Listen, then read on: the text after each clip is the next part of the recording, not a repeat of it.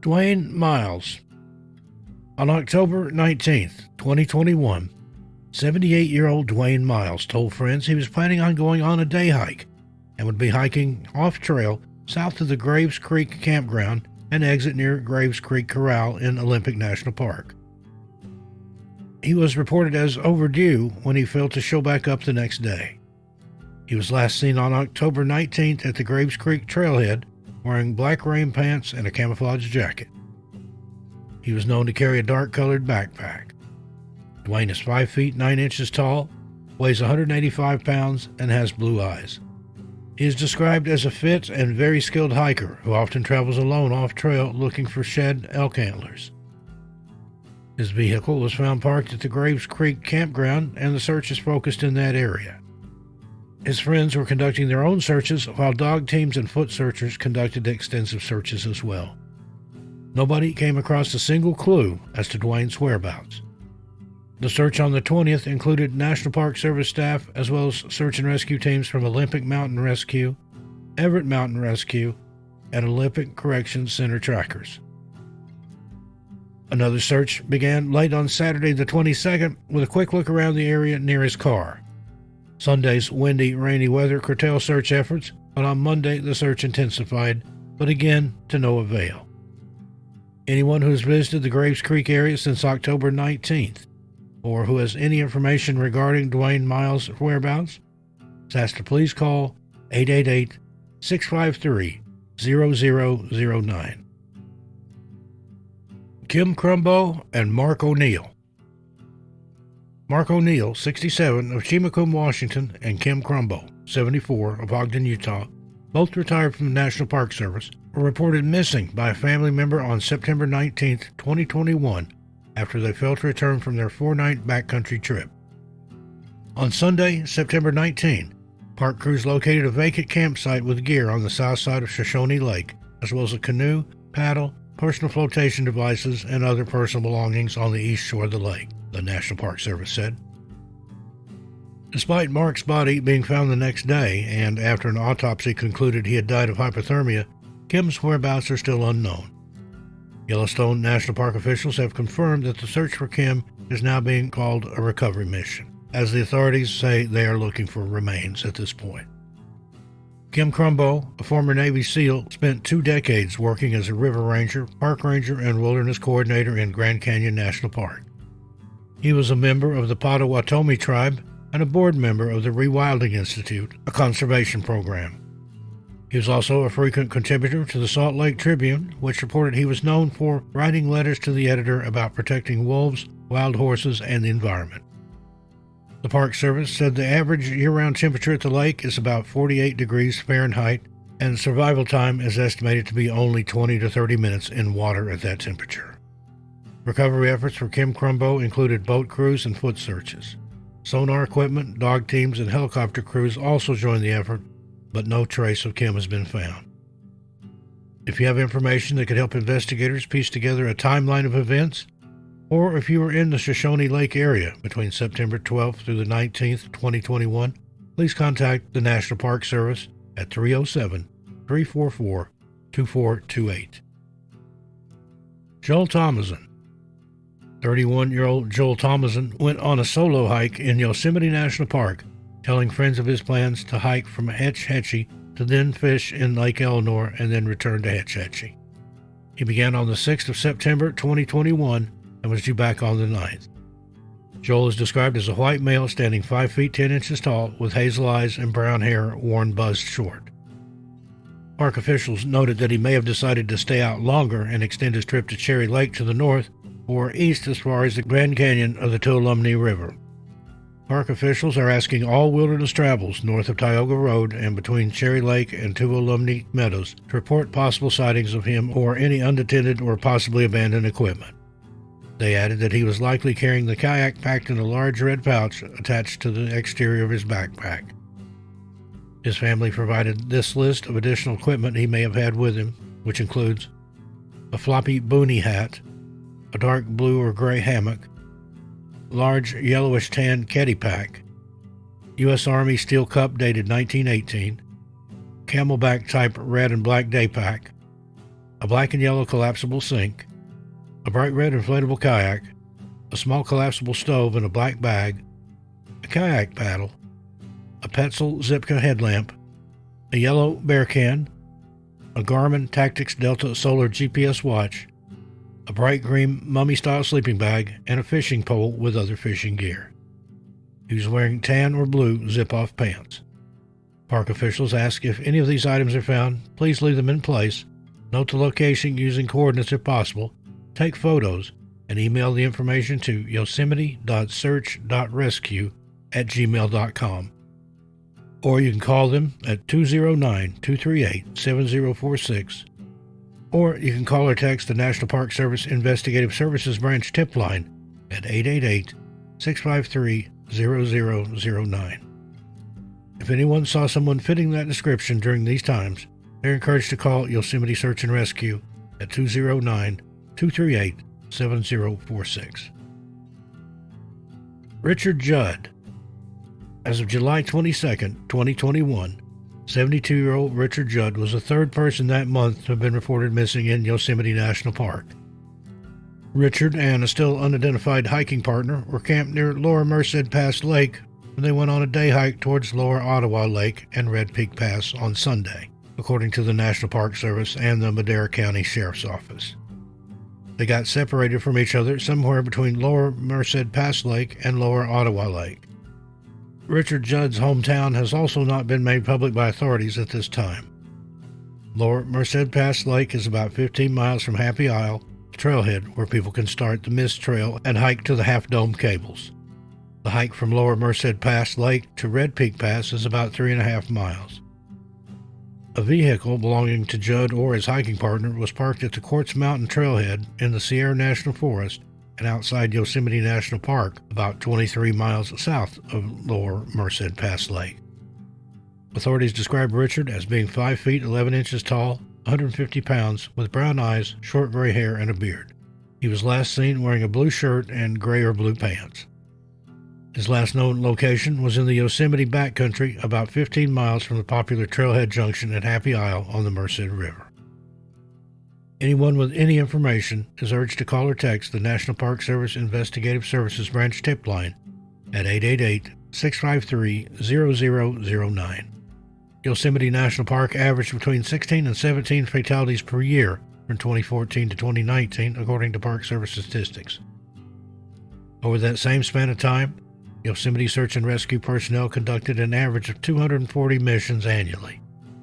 There were 133 deaths in the park from 2007 to 2018, the second highest total among national parks after Lake Mead National Recreation Area on the Colorado River in Arizona and Nevada, which had 201 deaths, according to a 2020 analysis by Panish, Shea & Boyle, LLP, a plaintiff's personal injury law firm with offices in Nevada and California.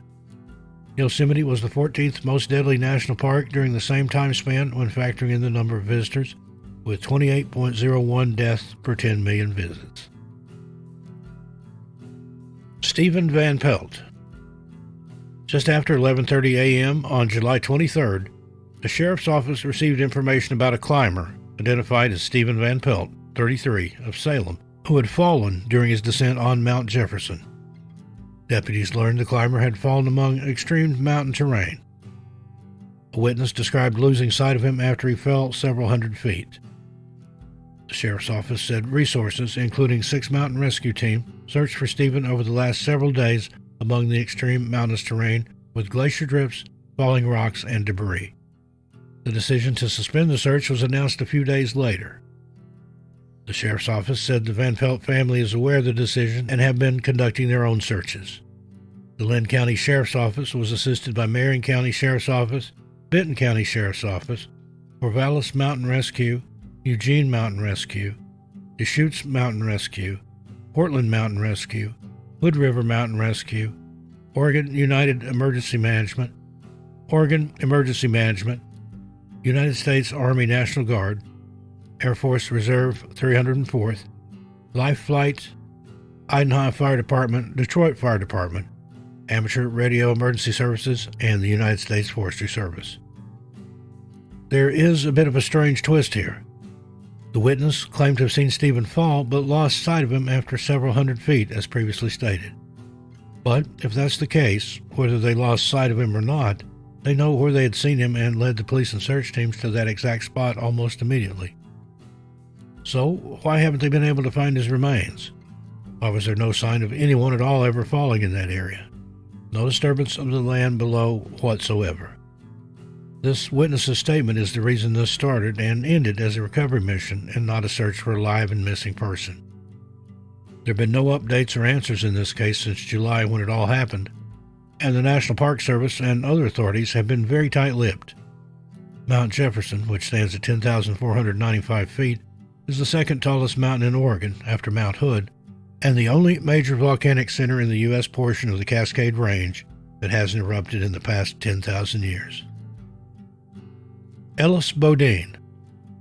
On July 15, 2021, a 4-year-old boy named Ellis Bodine is believed to have gone missing sometime in the evening hours while with his family in the Jean Lafitte National Historical Park and Reserve in Louisiana, United States. The child is believed to have fallen into the water of a murky and swampy canal. His mother immediately dove in to try and save her son, but to no avail, as she seems to have lost sight of him almost immediately in the dirty water. Authorities almost immediately began building a dam to start draining the canal in search of Ellis' remains, and the Jefferson Parish Sheriff's Office said the dam would take 1 day to be completed. However, with the dam completed and after 6 days of relentless searching with no results, the underwater search was called off. The decision came after a temporary earthen dam built to help drain a 500-foot section of the swamp had been a complete failure when the dam broke. We knew this dam was an Army Corps of Engineers project, Sheriff Joseph Lopinto with the JPSO said.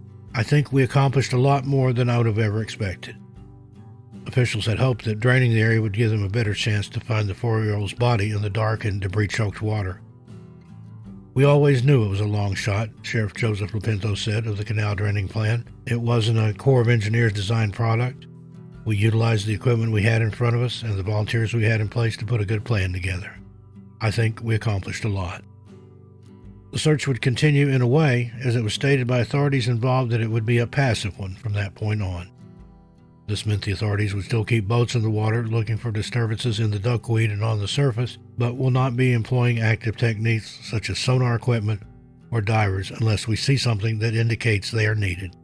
During active operations, we typically have divers in the water constantly searching along with the sonar equipment when it's available, said the Jefferson Parish Sheriff's Office. During the active search, the authorities and search teams were able to check alligator dens using the sonar equipment. Our job is to put the pieces together and figure out the whole picture. This is one that I would love to put all the pieces together to find the child, Sheriff Lopinto said. We've exhausted a lot of options. Our investigation goes where it leads us. If the naysayers say the body is not in here, prove me wrong. We will continue the investigation as much as we can, the sheriff said. Even though there is no real closure, a memorial sits at the site remembering Ellis, a boy who the community truly proved through all their hard work how much they care about him. 6 days after the boy fell into the water and the extensive and grueling searches began, the crews cleared out and everything was expected to go back to normal, or as normal as possible. A family friend said that Ellis loved to play with toilet paper and Kleenex. She also said he was such a happy-go-lucky child who loved Mickey Mouse and the movie Frozen. John Davis. On October 24, 2021, a 48-year-old man named John Davis from Humboldt County, California, was hunting and hiking with his son when he disappeared during some unusually heavy rains which had hit the area that night. John was last seen in the early morning hours near Highway 162 at the 8-Mile Bridge near Covello. On October 27th, the next day, authorities found his dog, but there was no trace of John himself anywhere. Search teams started out on that exact 8-Mile Bridge in the hopes of finding him alive and well. Family and friends requested the help of the community at large, and particularly asking anyone who lives in the area where he was last seen to look at any surveillance footage they may have, and also to try and remember if they've seen John or anything suspicious or out of place. A Facebook page was set up by the family which contains suggestions on what to wear and bring on the search. It urges everyone who would like to search is asked to wear reflectors, download the Onyx map, and bring walkie-talkies. They also ask folks to come prepared if you're willing to camp out on the mountain during the search. The page also states, rain is supposed to hit Monday, so far as only Monday, so bring rain gear if you plan on coming out that day. John Davis from Humboldt County is described as having brown hair and blue eyes, stands 5 feet 11 inches tall and weighs 220 pounds. He was last seen wearing a camouflage rain jacket and neon green pants with reflective stripes. The Mendocino County Sheriff's Department requests that anyone with any information, please call them at 707-463-4086. Lester Youngs Whitmire. Lester Youngs Whitmire, 65, was last seen a few miles east of Oak Ridge near McCready Hot Springs in June.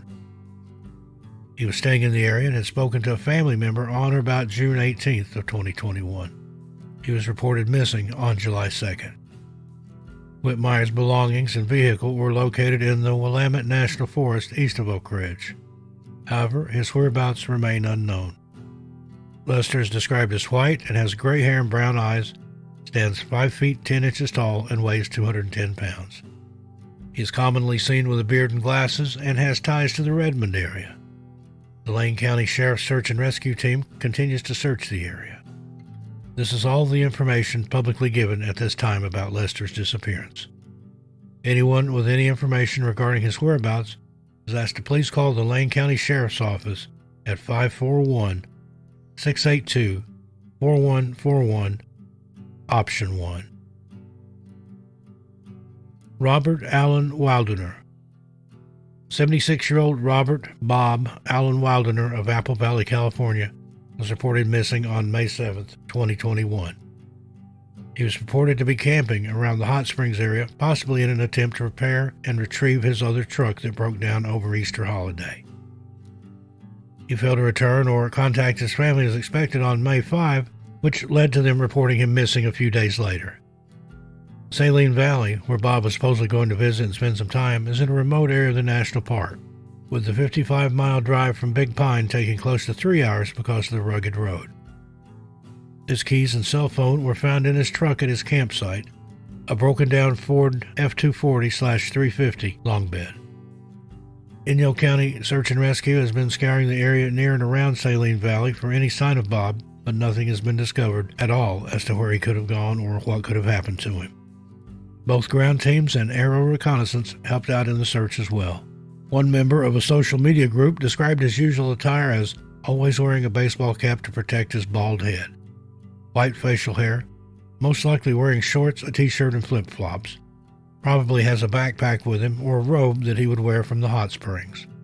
Search teams included 15 members from Inyo SAR, Mono SAR, China Lake Mountain Rescue Group.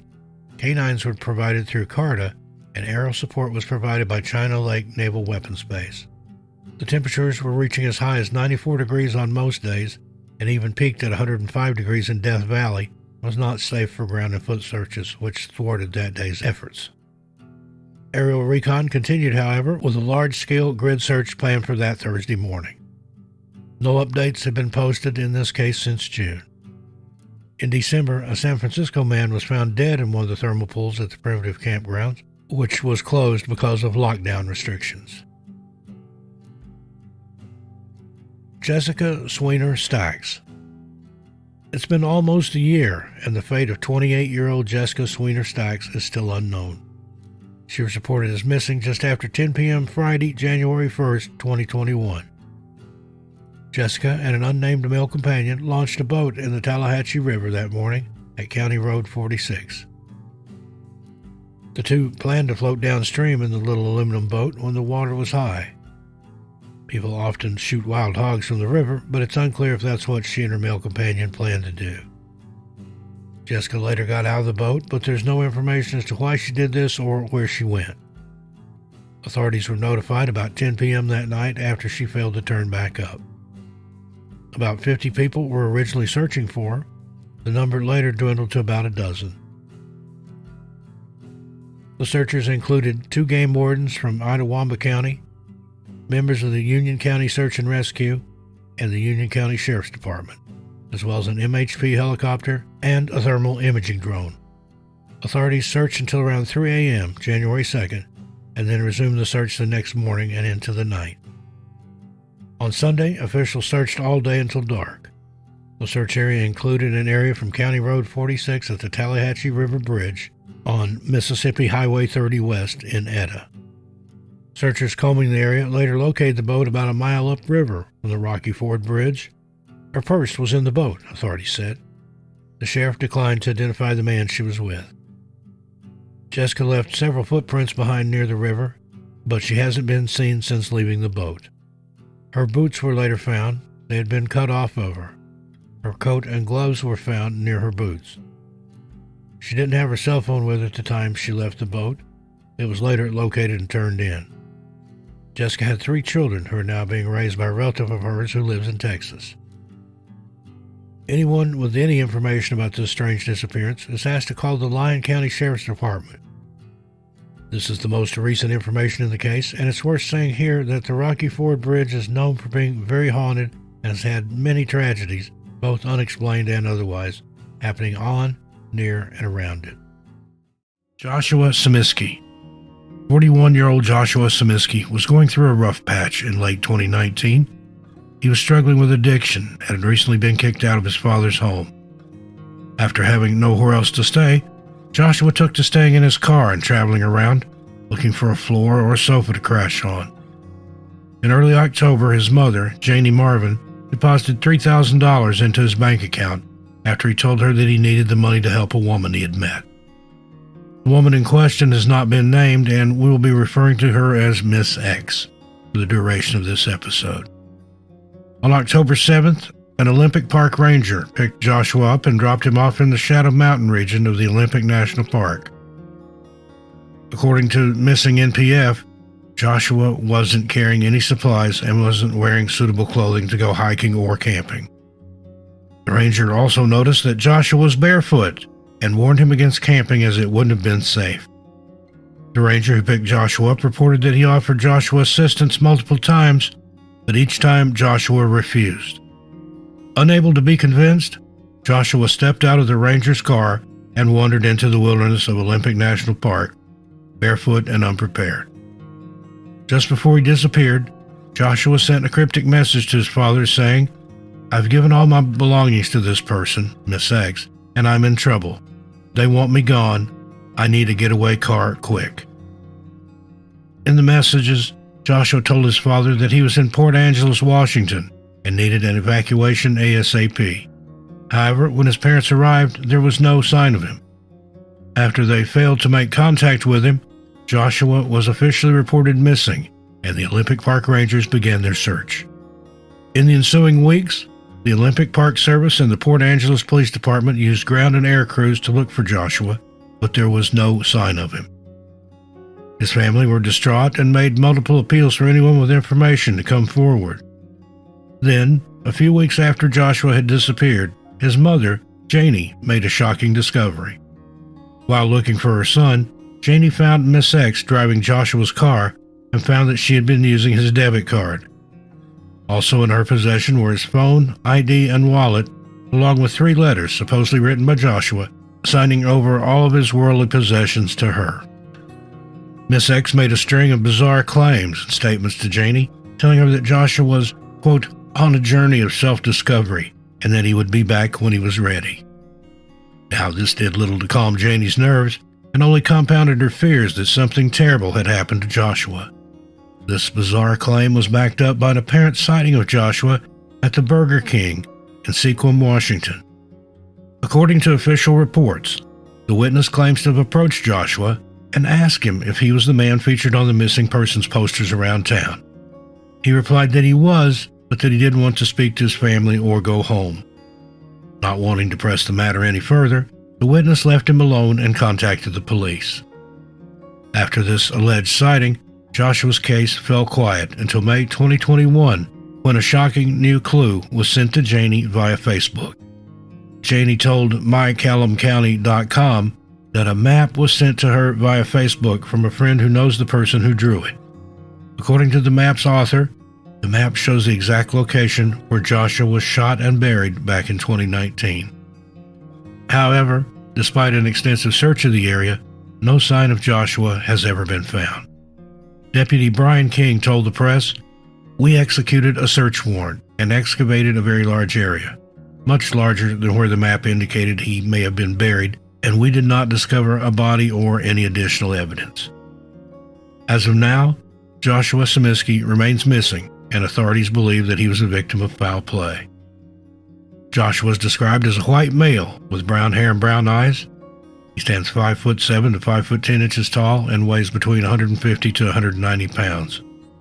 He was last seen in the Shadow Mountain region of the Olympic National Park on October 7, 2019.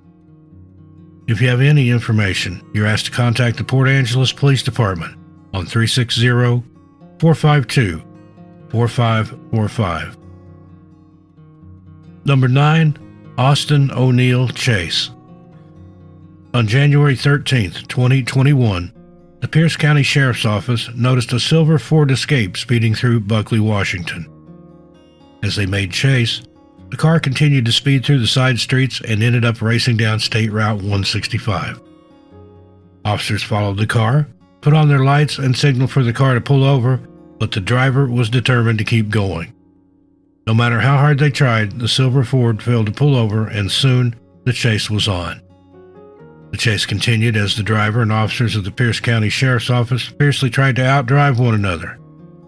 After traveling through several towns, the officers called it a day, realizing that they weren't going to be able to catch up to the driver. During the pursuit, they had logged the details of the car, and once they were back at the station, they would be able to conduct a full investigation. Bizarrely enough, the same silver Ford Escape was found a few hours later near Evans Creek ORV Park area in the Mount Rainier National Park. The officers immediately recognized the car from their chase earlier that day and approached the vehicle, hoping to speak to the driver.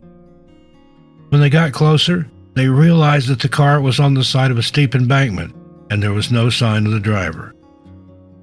Upon checking the license plate and registration of the car, they found that it belonged to 36-year-old Austin O'Neill Chase and attempted to call him, but there was no answer. It wasn't until later that day that the circumstances of their discovery became clear to the Pierce County Sheriff's Office. When Austin failed to make contact with his family, he was reported missing, and his missing person report caught the attention of the Pierce County Sheriff's Office. The Sheriff's Office put two and two together and knew that they had been the last ones to see Austin on January 13, 2021. A search and rescue mission was conducted with ground teams and sniffer dogs being dispatched to the area, but sadly, no sign of Austin has ever been found. With the one-year anniversary of Austin's disappearance slowly creeping up on them, his family is growing more and more desperate for answers. Austin was last seen on the Fairfax Bridge in the Mount Rainier National Park. There's been no activity on his cell phone or bank cards, and authorities are extremely concerned for his well-being. Austin is described as a white male, 6'1" and 180 pounds, with shaved brown hair and brown eyes. He was last seen wearing a black or blue zip-up hoodie, light blue jeans, and a white t-shirt. Anyone with any information is urged to please contact the Pierce County Sheriff's Department at 253-798-7530. Next, number 8, we have Christopher Jarman. 31-year-old Christopher Jarman was last seen on January 11, 2021, at his home in Everett, Washington. There are few details in Christopher's case. However, the details that have been released to the public paint a very worrying picture of what may have happened to Christopher. The Jarman family have since suffered other tragedies, with Christopher's uncle passing away in February 2021, and Jenny Jarman, Christopher's mother, being unable to work due to a knee injury. A family friend has set up a GoFundMe on their behalf, and donations are welcome. The full details of Christopher's disappearance are not known, and according to press releases, he was last seen on January 11, 2021 at his home. According to his family, Christopher was suffering from symptoms that aligned with paranoid schizophrenia, believing that the government was trying to kill him and that he was unsafe around his family.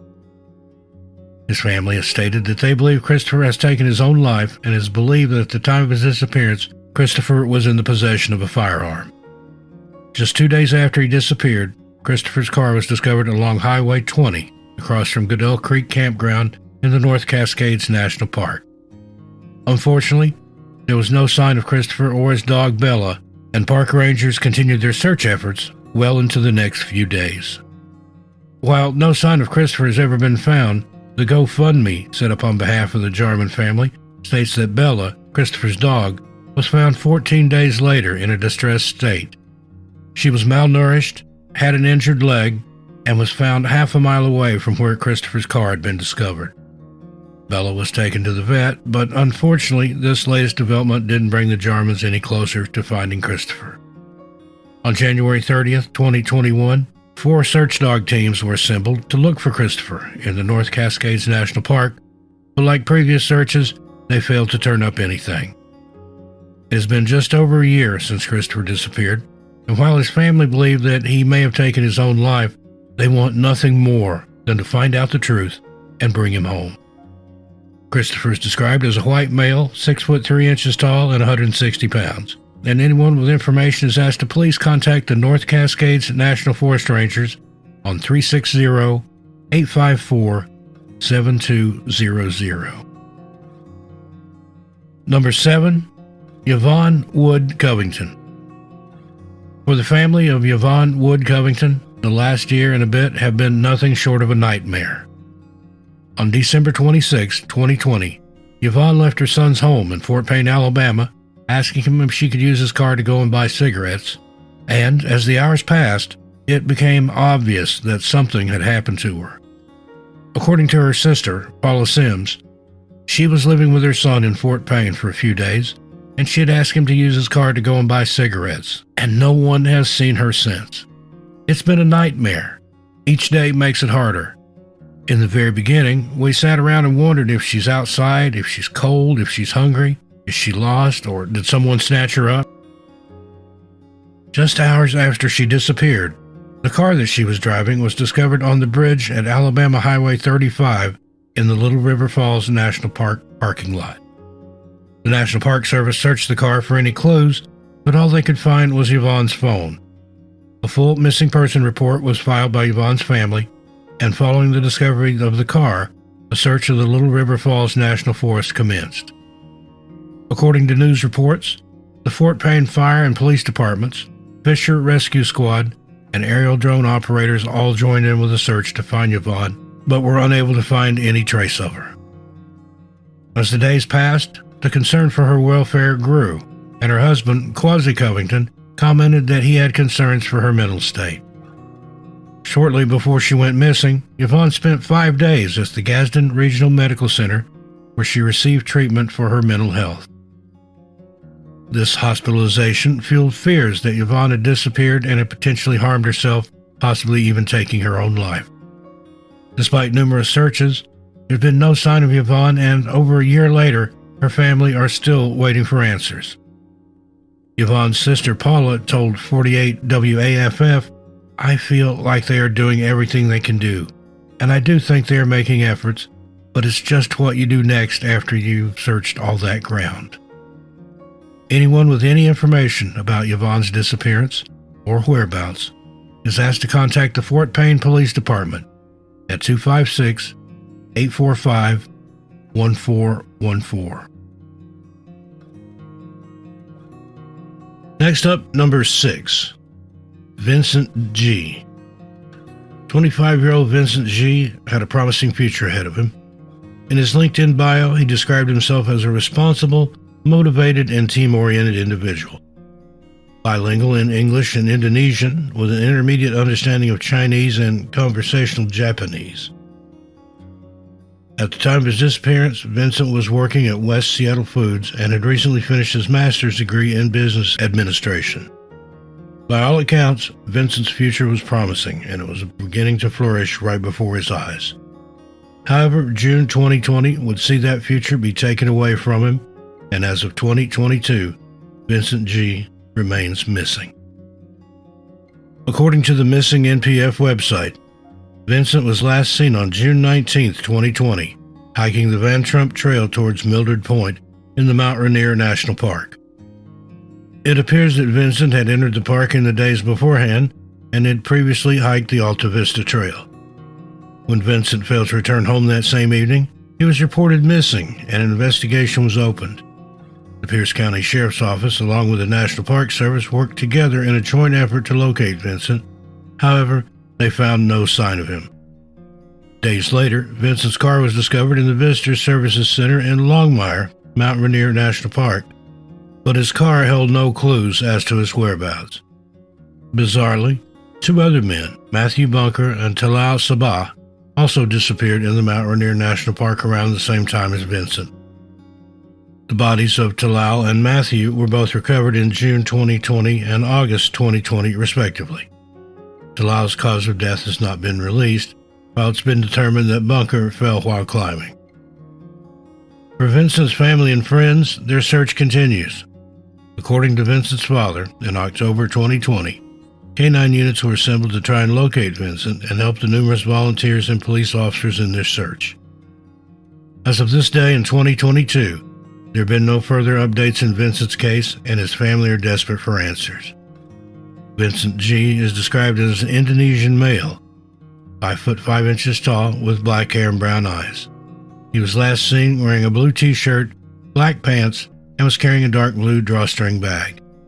Anyone with any information is asked to contact Patty Wold of the Mount Rainier National Park Service at 360-569-6701.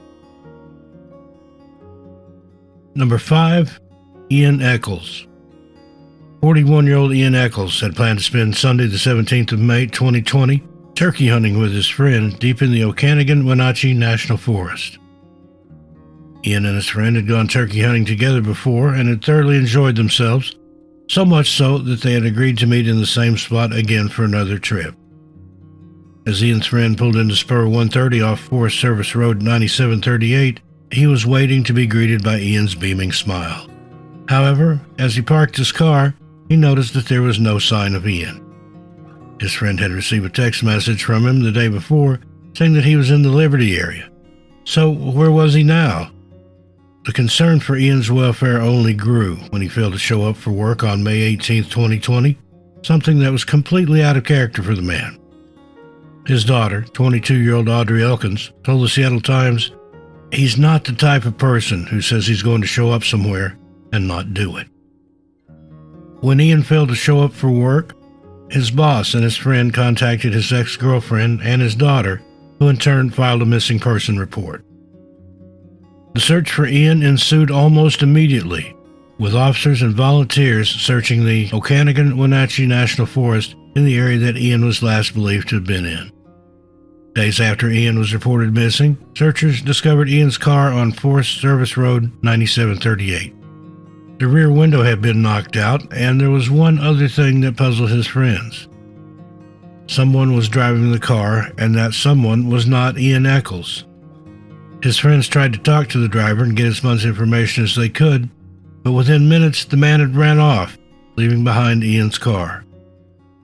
Bewildered by what they had just experienced, Ian's friends took a moment before peering inside the car. Their hearts sank when they realized that there was blood all over the interior. Ian's disappearance has now turned into a homicide investigation, and while searching for Ian, the U.S. Forest Service made a very puzzling discovery. Tucked away off Spur Road 130 was a green Ford Expedition that was registered to 80-year-old Nancy Holtz. She had been missing reported on May 13, 2020. Sadly, Nancy's body was found at her home on May 11, 2020, with the lead investigator reporting, because of the state of decomposition and that no signs of trauma were visually seen, no autopsy was performed and she was later cremated. Both Ian's and Nancy's cars had been parked close to each other, and it would later transpire that they were stolen by the same man, George Alcantara Gonzalez. While Alcantara Gonzalez was not charged in connection with Nancy's death, investigators found evidence to connect him to Ian's disappearance. Inside Ian's car, they found blood, along with Alcantara's driving license, and within Nancy's car, they found 2 guns, a parking pass that was registered to Ian, and Ian's blood-stained sleeping bag. Those who had discovered Ian's car also positively identified Alcantara as the person they saw driving the car. and now the chase was on. What started as a missing persons case had now morphed into a recovery mission and a search for a fugitive. After almost 10 days of hunting him and the involvement of 100 officers, George Alcantara was finally captured and arrested and refused to speak to the police about what happened to Eccles. According to news reports, Alcantara pled guilty to 8 felonies, however has not yet been tried for the murder of Ian Eccles. According to ICE, Alcantara had faced 6 charges between 2017 and 2019 for crimes such as DUI and theft. MissingNPF.com reports that on March 19, 2019, he, meaning Alcantara, was arrested by the Seattle Police Department for 3 counts of failure to comply and detained at the King County Jail. On March 21, 2019, ICE lodged an immigration detainer, but the jail failed to honor it, and he was released back into the community without prior notification to ICE. The case against Alcantara is currently ongoing, and Ian's family are desperate for answers and want nothing more than to know where his body is so they can bring him home and put him to rest. Evidence put forward by investigators suggests that Ian died on the night of May 16, 2020, or in the early morning hours of May 17, 2020. Anyone with any information is urged to come forward and contact the Kittitas County Dispatch Center at 509-925-8534. Number 4. Richie Ambrose Collins.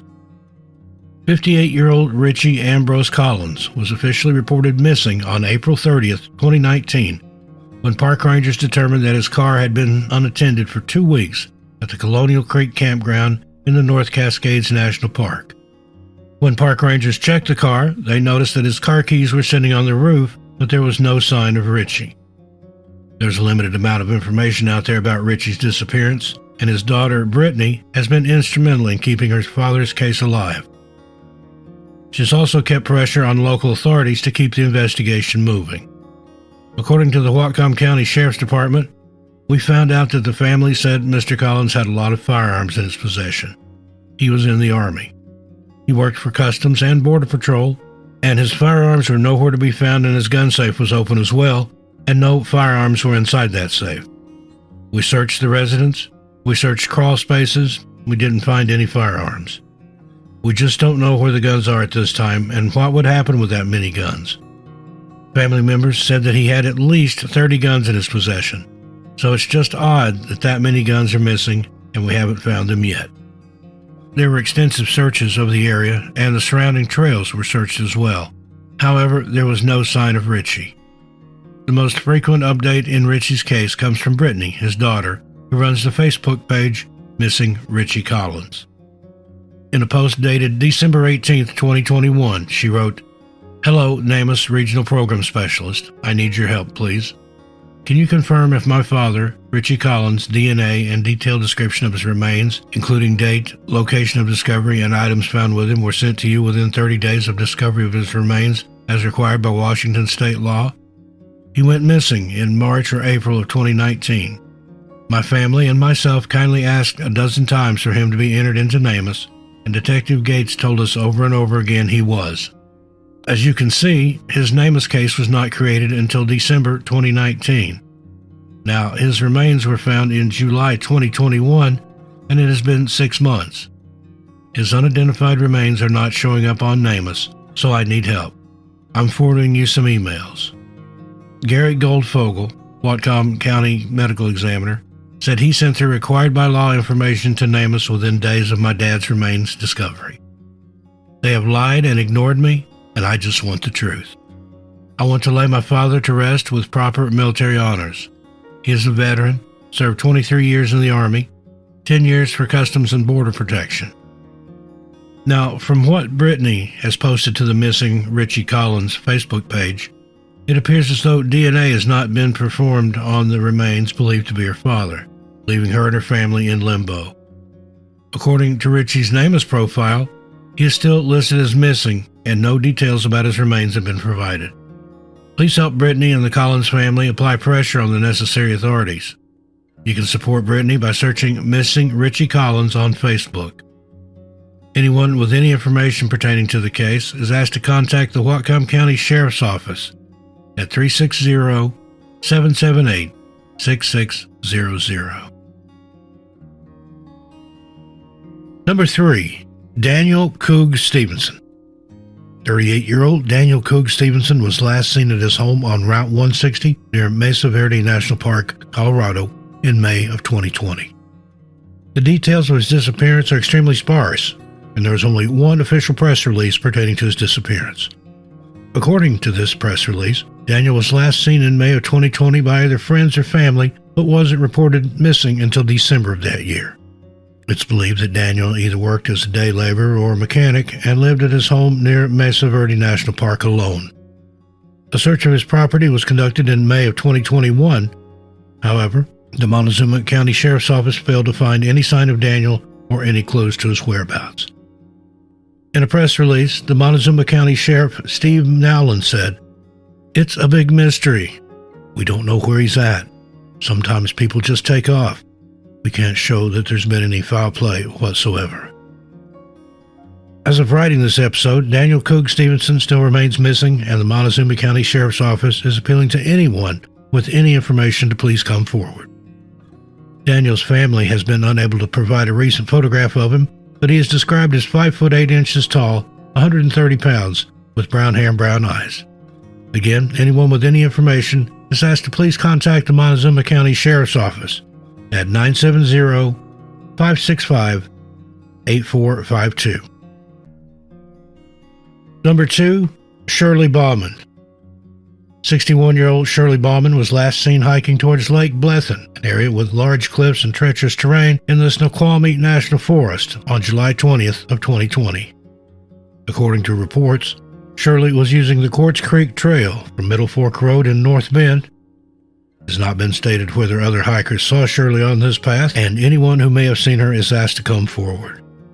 When Shirley failed to return home days later, she was officially reported missing, and the National Park Service, along with the King County Sheriff's Office, began air and land searches for her. While investigators failed to find Shirley, they did find her camping and hiking equipment, which added to their concerns for her safety.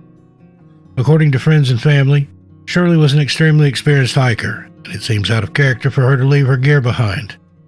Shirley's car was also found abandoned near a trailhead, but since this discovery, there has been no sign of Shirley. Air searches were called off in late July. However, ground searches continued, and the King County Sheriff's Office is still investigating Shirley's disappearance. At the time of her disappearance, Shirley was believed to have been carrying a phone and wearing brown sunglasses, and also carried reading glasses. Shirley is described as a white female, 5 foot 4 inches tall, 145 pounds, with hazel eyes and blonde hair. Anyone with information is encouraged to contact the King County Sheriff's Office at 206-296-3311. Shirley's daughter, Jane, gave a statement to the press in August 2020 saying, "I would like people to know my mom is still missing in the Middle Fork area off the Quartz Creek Trail on the way to Lake Blethen. If people are going out hiking in the area, to keep their eyes open for any sign of her. She is my best friend, and I just want her home. I know she is still out there somewhere. She can't just vanish." A beloved person in the community, people saw her almost every day working with the flowers at Ace Hardware, riding her bike, or walking the Snoqualmie Valley Trail. She loved to help the homeless community, buying them sleeping bags or ground mats, even tents. I know she is missed by many. I just really want my mom and best friend back. And finally, number 1, Lucy Schumann. 48-year-old Lucy Schumann was reported missing on September 19, 2019, by the owner of the rental property she was staying in at Coral Bay, St. John, Virgin Islands, when she failed to check out as planned. Upon entering the property, the owner found all of her belongings, but there was no sign of Lucy, which prompted him to phone the police and report her missing. A preliminary search showed that Lucy had left her backpack and passport in the rental apartment, and it's theorized that she went hiking in the Virgin Islands National Forest and possibly encountered trouble while out on her hike. The Virgin Islands Police Department quickly began their search for Lucy, searching on land and in the water for her. Carl Caesar, who is a spokesperson for the Virgin Islands Police, said in a statement to CNN on September 25, 2019, "The search now includes some of the most remote and rugged areas of the park. The terrain is very steep and thickly vegetated, while conditions are hot, wet, and humid. Much of the southern shoreline of St. John is cliff and borders, and access is limited to swimming in from a small watercraft. During the initial search for Lucy, the island was hit by the threat of a tropical storm, which only complicated the search efforts. It also deepened the concern for investigators who wondered whether Lucy had access to water and shelter. A few days after Lucy was reported missing, searchers found her daypack on the Ramhead Trail, but according to investigators, the daypack offered them little information. Lucy's family haven't given up in their quest for answers and are asking anyone with information to please come forward and contact the Virgin Island Police Department at 340-776-9110. Matthew Jedediah Hall. October 29, 2020 should have been Matthew Jed Hall's 19th birthday. A day that should have been spent celebrating with friends and family was instead a somber occasion. On January 22, 2018, 16-year-old Jed left his home in Idaho Falls at around 2 a.m. and hopped into his 2009 Nissan Versa, equipped with camping and survival gear, along with a 9mm handgun. Before leaving, he left his parents a note telling them he was going to take his own life, and just like that, he disappeared into the darkness. When Jed's parents woke up the next morning and went to the bedroom to check on him, they were heartbroken to see that his bedroom was empty and that the note lay on his desk. After reading the contents of that note, his parents rushed to the nearest phone and reported him missing to the Idaho Falls Police Department. Soon, a wide-scale search was underway, with his parents, Amy and Alan, joining in. Alan told East Idaho News, "It was black madness. It was just insanity. No lead, nothing. Just all of a sudden, he's gone." Jed's parents continued driving up and down the highways looking for any sign of him, while the police began pinging his phone, hoping to get a last known location. Jed's phone pinged for a final time at 6:48 a.m. near the interchange of Interstate 15 and U.S. Highway 20 along the Snake River. After that, the signal went dead. Meanwhile, staff at the American Heritage Charter School began arriving, ready to face another day. One teacher noticed that a window had been broken and began looking through the CCTV footage from the night before. As they scanned through hours of footage, something finally caught their eye at 2:31 a.m. The video showed Jed breaking a window and gaining entry to the school wearing combat boots, knee pads, as well as ear and eye protection. Nothing was taken from the school, but instead, Jed made his way to the locker of the girl who had just rejected his advances and slipped $1,000 in cash, a necklace, and a note into her locker. Once he was finished, he slipped out of the school, got back into his car, and disappeared into the darkness once more. The few hours between entering the school and his phone going dead have not been accounted for. Interestingly, most sources state that Jed left behind a journal where his car had been parked at home. Inside the journal were lists of things he was going to take with him and plans for disguises. Was the note a red herring, or did Jed really intend on taking his own life that night? His family and friends said he loved the show Hunted and was in the Civil Air Patrol and wanted to join the military after school. Despite huge search efforts, not a single sign of Jed has ever been found, and after the investigation dwindled, Jed's parents called in the help of a private investigator, Jim Terry. In an interview with the East Idaho News in April of 2020, Jim put forward some very bizarre theories that both the Idaho Falls Police and Jed's parents seem to disagree with. Jim alleges that Jed had a female friend who had been assaulted and that Jed wanted to get his revenge and stand up for her. The details surrounding this seem rather thin, and this article details how there was a shooting on the night that Jed disappeared that took place on the driveway of a person who may have known Jed's female friend. Jed's parents rebutted this theory and said Jed was skilled enough that if he wanted to hurt somebody, in the technical and tactical sense, that wouldn't have been something he wasn't capable of. He wouldn't have done it. I don't believe he would have done it. But his ability, he was a pretty well-trained kid. Since the early morning hours of January 22, 2018, Jed Hall has never been seen or heard from again. His family are extremely concerned for his welfare and are offering a $20,000 reward for any information. Jed Hall is described as a white male with brown hair and brown hazel eyes, 5'11", 120 pounds. In a Facebook post to the page Missing Jed Hall, his family wrote, 31 months gone.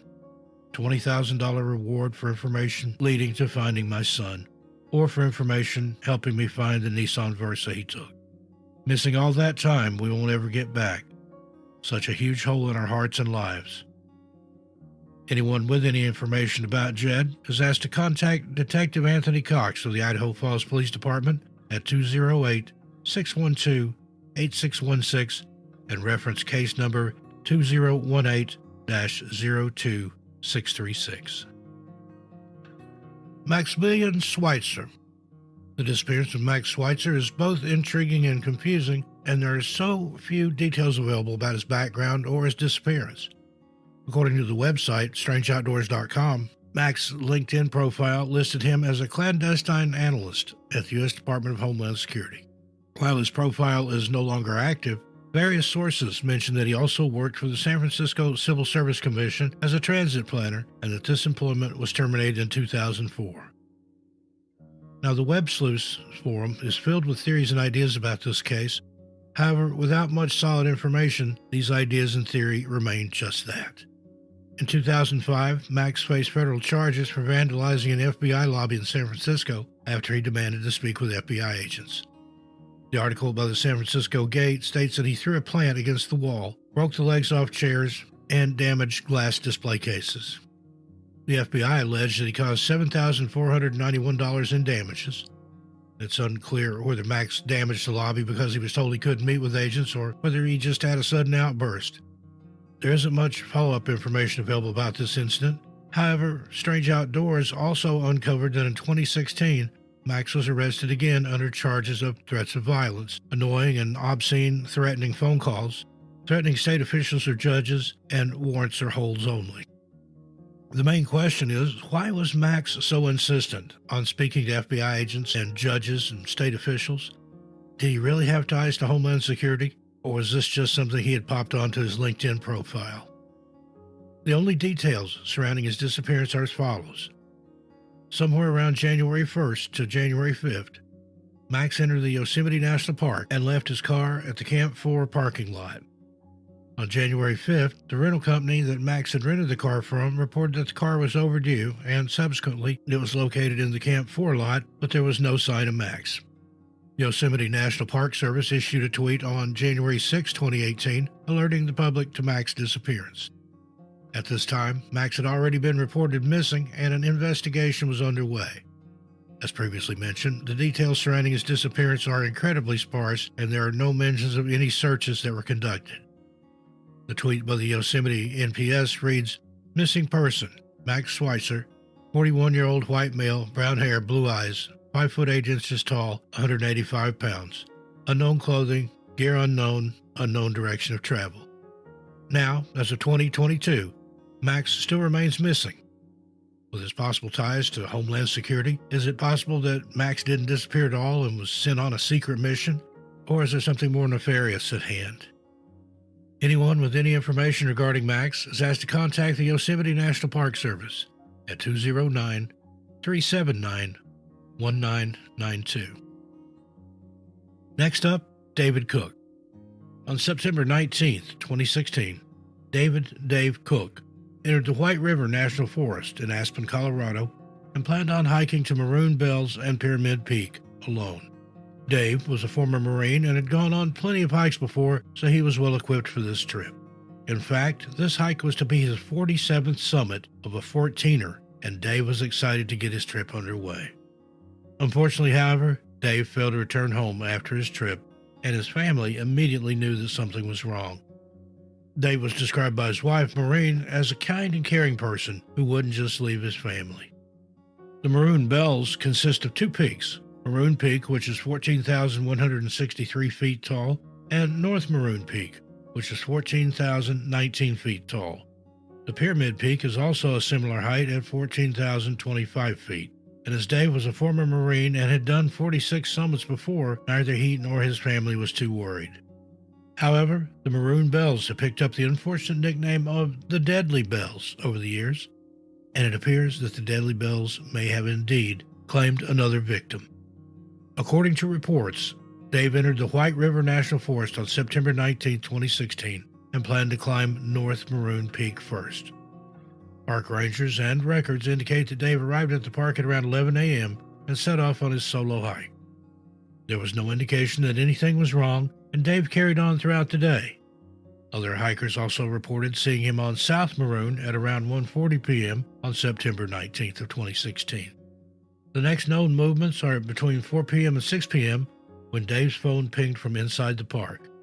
Unfortunately, investigators were not able to determine which peak the ping had come from. Then, on September 20th, 2016, a day after Dave had entered the park, a parking attendant recalls seeing Dave that morning. This is the last confirmed sighting of Dave Cook, and ever since that day, September 20th, 2016, there's been no sign of him. Dave had only planned to be gone for a few days, so when he failed to return home, his wife knew immediately that something was very, very wrong. When she was unable to get a hold of him, she called the park rangers and contacted the Pitkin County Sheriff's Office to report her husband missing. The Pitkin County Sheriff's Office sprang into action and began their search for Dave on foot and by air. Mountain Rescue Aspen, an all-volunteer nonprofit organization, also joined in for the search, utilizing the tools and expertise they had at hand. Unfortunately, despite their best efforts, no sign of Dave could be located, and the search was called off after a few days due to bad weather and heavy snowfall. Investigators later searched Dave's car for any clues and found that his map for Pyramid Peak was still in his car. According to the Facebook page, Find Dave Cook, his map for Pyramid Peak was still in the car, although perhaps he just forgot the map.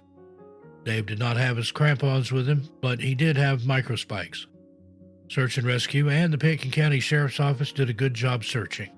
There were multiple helicopters, boots on the ground, a plane with $1 million camera, and sniffer dogs used in the search.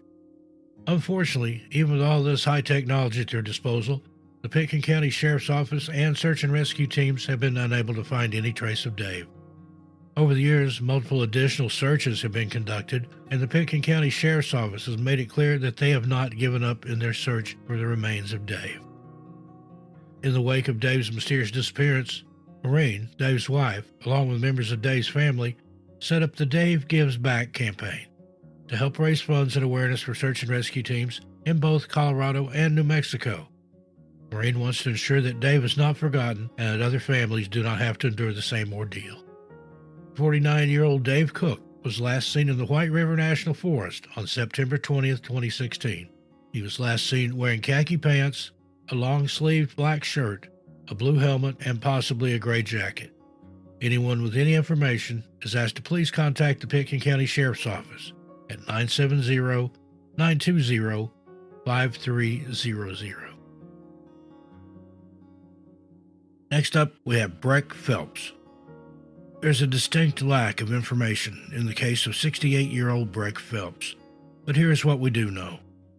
On October 2nd, 2016, Breck went on a fishing trip on the Stanislaus River in the Stanislaus National Forest in Tuolumne County, California. Unfortunately, Breck never returned to the shore and has been missing ever since. According to reports, Breck's friend found his 2007 Nissan Versa parked along Highway 108 close to the Donnell Vista Point. The Donnell Vista Point is a trail in the Stanislaus National Forest that gives way to some of the most beautiful views in the park. According to StrangeOutdoors.com, the tract of land around Donnell Point is described as large and vast, with extreme changes in elevation, deep canyons with heavy foliage, and cold, fast-running water that filled crevices and ledges. This was the trail Breck used in order to get to the Stanislaus River. When Breck's friends and family realized he was missing, they continued to the Tuolumne County Sheriff's Office, who embarked on an intensive search for him. Using helicopters, sniffer dogs, and officers on the ground and in the water, the Sheriff's Office and search and rescue teams searched for Breck, but found no sign of him.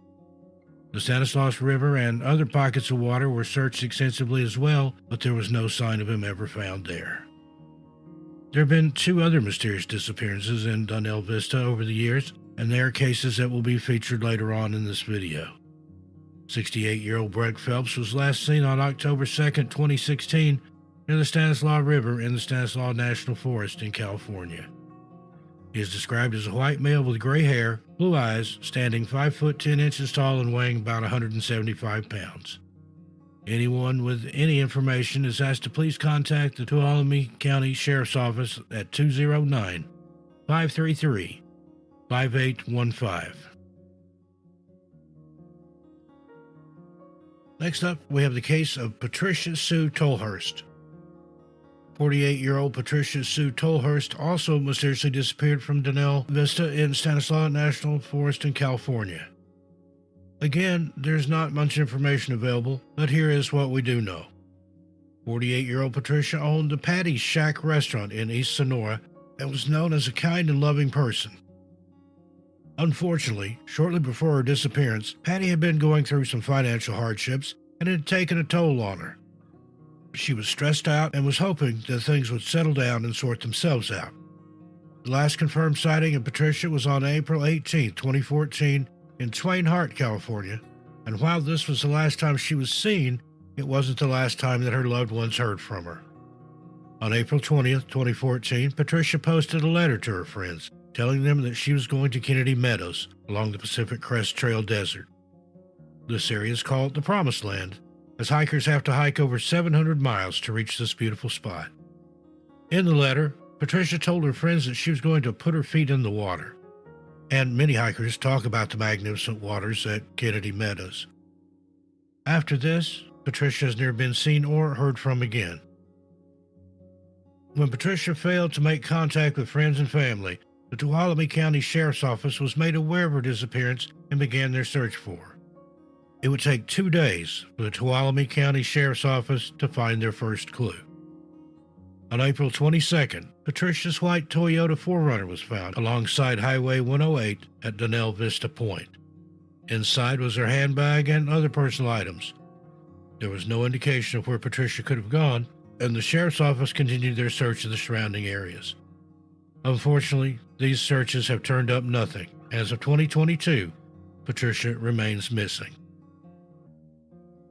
Patricia Sue Tolhurst was last seen on April 18, 2014, in Twain Harte, California. She is described as a white female with blonde hair, blue eyes, stands around 5'7" to 5'8" inches tall, and at the time of her disappearance weighed 120 to 130 pounds. She has a scar on her ankle and a scar on her left cheek that looks like a dimple. She was last seen wearing a black pullover top, blue jeans, a brown leather necklace with a charm, and a California State University 2006 class ring. Anyone with any information is asked to contact the Tuolumne County Sheriff's Office at 209-533-5855 and reference case C14-1184. Next up, Brian George Brunell. 48-year-old Brian George Brunell was last seen on October 31st, Halloween 2011, at his sister's home in Pleasant Hill, California. The details surrounding Brian's case are incredibly limited, and all we know is that prior to his disappearance, Brian had been depressed about being out of work and also had financial worries. After leaving his sister's home, Brian simply dropped off the face of the earth, and it wouldn't be until 2 weeks later that the Pleasant Hill Police Department would get their first clue. On November 15, 2011, Brian's abandoned car was found at the Boulder Creek Falls trailhead in the Whiskeytown National Recreation Area by staff. Following this development, the National Park Service Rangers, the Shasta County Sheriff's Department, the Shasta County Search and Rescue Teams, and the California Highway Patrol began their search for Brian on foot and by air. These teams scoured the woods surrounding Mill Creek and Boulder Creek, but unfortunately there was no sign of Brian. After November 17, 2011, the search was scaled back and has been quietly ongoing ever since. Brian George Brunell was last seen on October 31, 2011, in Pleasant Hill, California. He is described as a white male, 5'9" inches tall, with brown hair and brown eyes.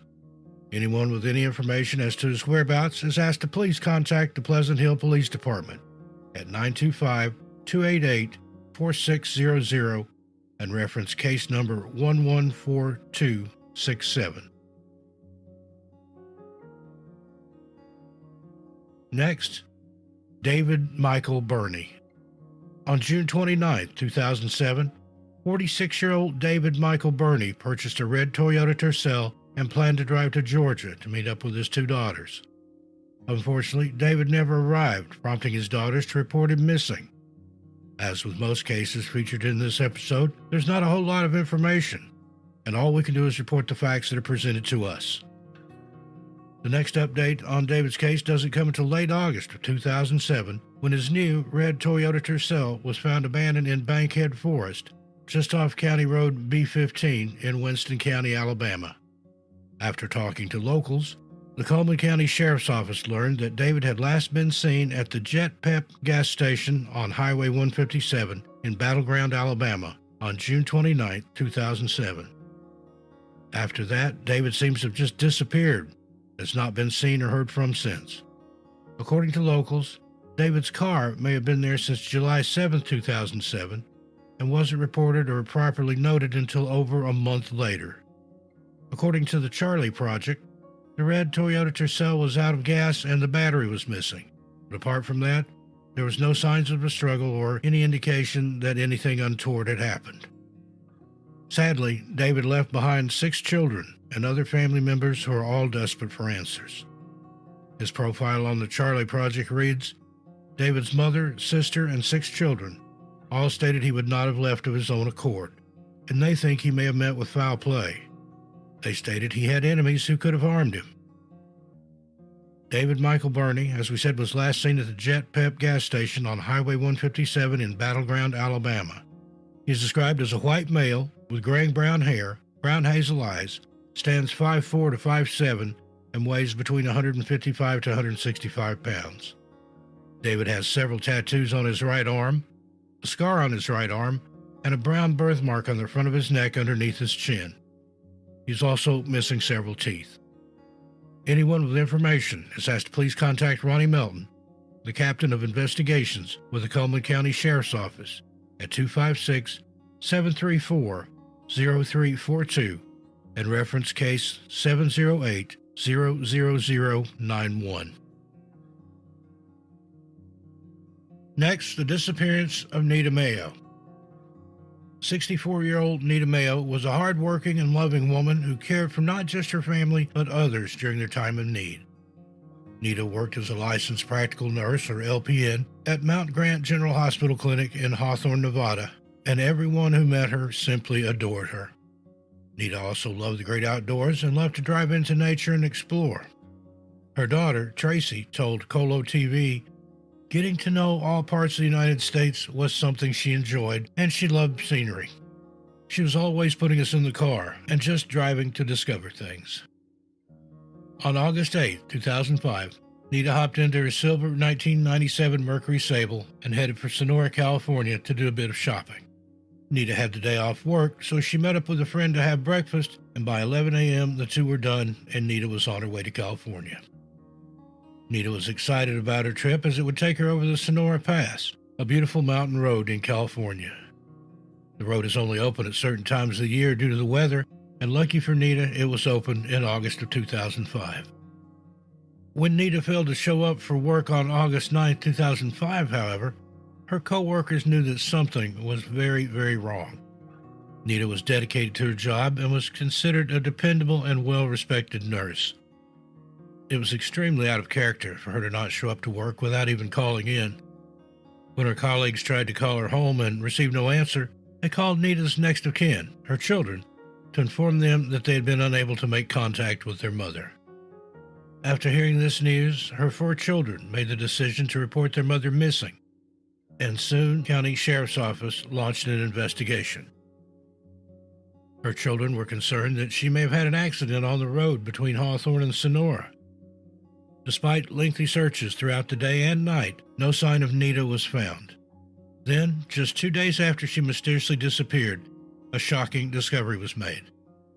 On August 10, 2005, Nita's 1997 silver Mercury Sable was discovered in the parking lot at Donnell's Vista in the Stanislaus National Forest.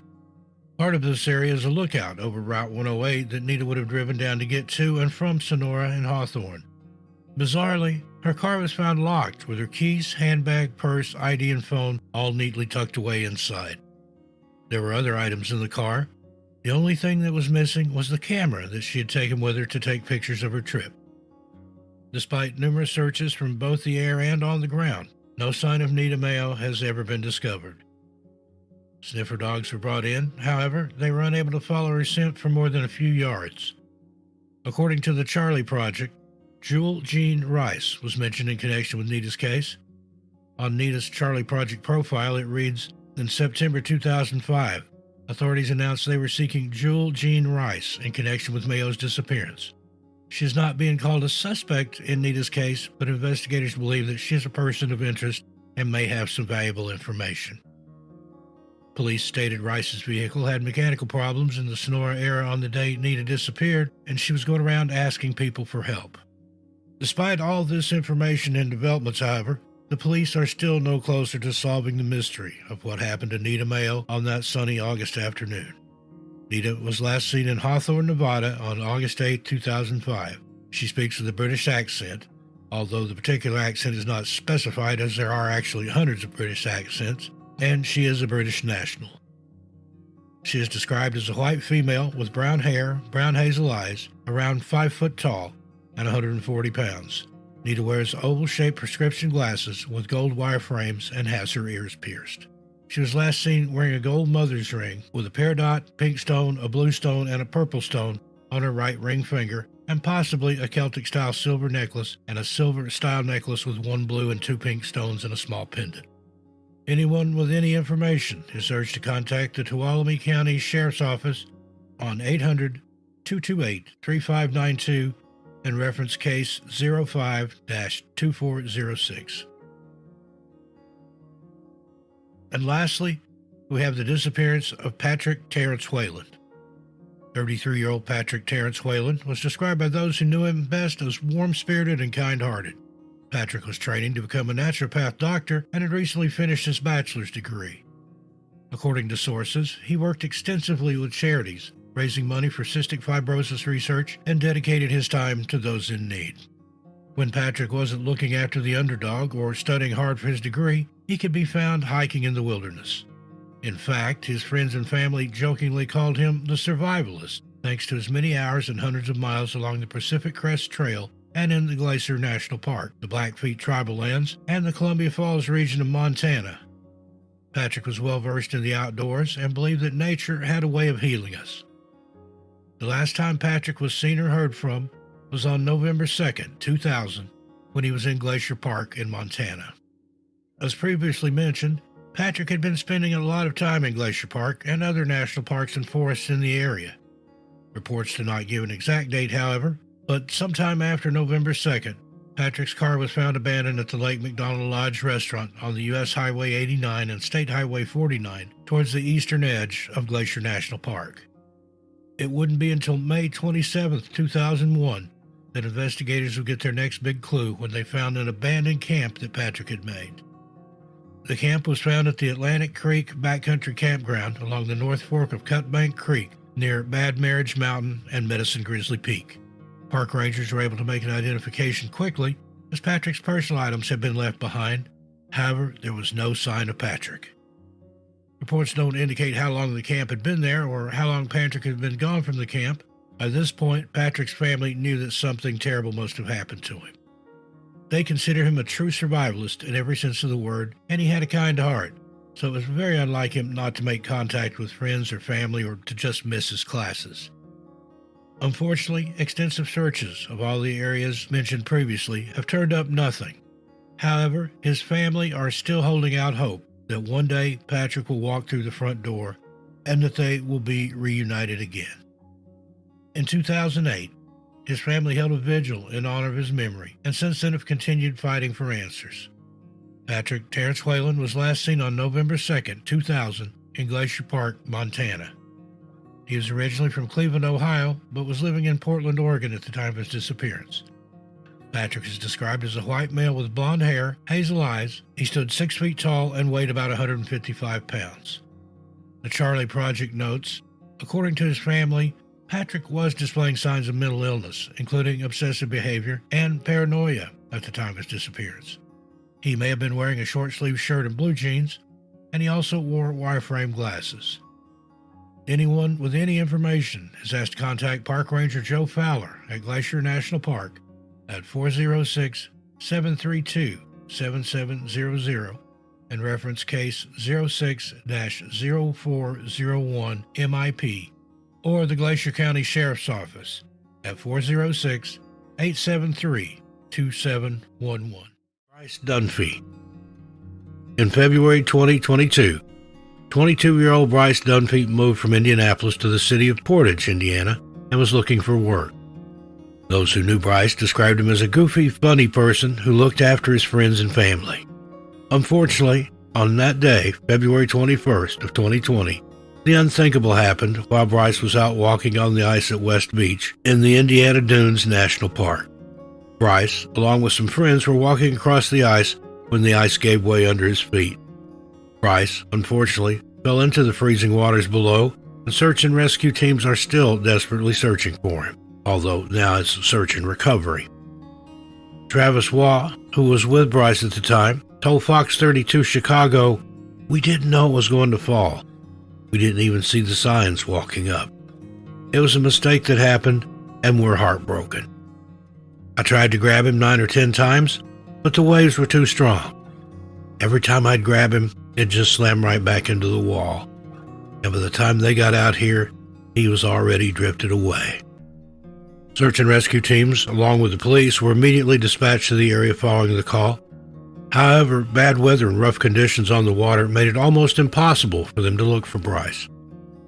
Recovery efforts have continued since February 21st, 2022, and now the Indiana Conservation Officers, Portage Fire Department, Porter Fire Department, Lake County Sheriff's Department, Ogden Dunes Fire Department, Indiana Dunes National Park Rangers, and the United States Coast Guard have all joined in the search for Bryce. For his family, all they want is to know what happened to their bright and happy Bryce. A GoFundMe was set up in the wake of the tragedy, and the fundraising goal was hit within a matter of days. This money will be used to help the family pay for expenses related to the search and for a funeral service in the future. If you have any information on the whereabouts of Bryce Dunphy, you're asked to contact the Indiana Department of Natural Resources at 877-463-6367. Number 9, Peter Jackson. 74-year-old Peter Jackson last made contact with his son on September 17, 2016. According to reports, Peter told his son that he was on his way to the Yosemite National Park. There are very few details available in Peter's case, but we do know from a Yosemite National Park Facebook post that Peter was in both good physical condition and was known to do moderate to strenuous hikes around 5 miles in length. His family believed that he was likely headed into Yosemite for a day hike, but the direction of where he was headed is unknown. Shortly after he vanished, his disappearance was reported to the Yosemite Park Rangers and the local police. His car was discovered at the White Wolf campsite number 58 with a ticket that was paid up until September 21st of 2016. Unfortunately, there was no sign of Peter with his car, and multiple searches by land and air have turned up nothing. That was until 2019, when his royal blue outdoor products backpack was found by fellow hikers in the Ackerson Meadow, Aspen Valley area of the Yosemite National Park. A short summary of Peter's case was posted to the r/missing411 subreddit, and a user by the name of Velociraptor commented the following: "White Wolf is on top of the Tuolumne River, the top of a deep canyon. There's only one way down to the valley floor, or if you stay on the ridge, you could end up falling down the side and probably get stuck halfway down. It's not a sheer cliff, it is at some points, but for the most part, a person would have to have climbing ropes to scale down either way. This area is outside the normal/regular campsites and more for the introverted or leave-me-alone camper. By the way, as an experienced hiker, this is not a place to go hiking by yourself," he continues. Even if he slid down the slope and twisted his ankle, that would be it. Aside from the discovery of his backpack, there have been no further developments in the search for Peter. Peter Jackson last made contact with his family on September 17, 2016, and told them that he was headed to the Yosemite National Park. Peter is described as a white male, 5 foot 10 inches tall, 155 pounds, with blue eyes and gray hair. Anyone with any information is asked to please contact the National Park Service tip line at 888-653-0009 or the Yosemite Dispatch at 209-379-1926 or 209-379-1992. Number 8. Walter H. Reinhardt.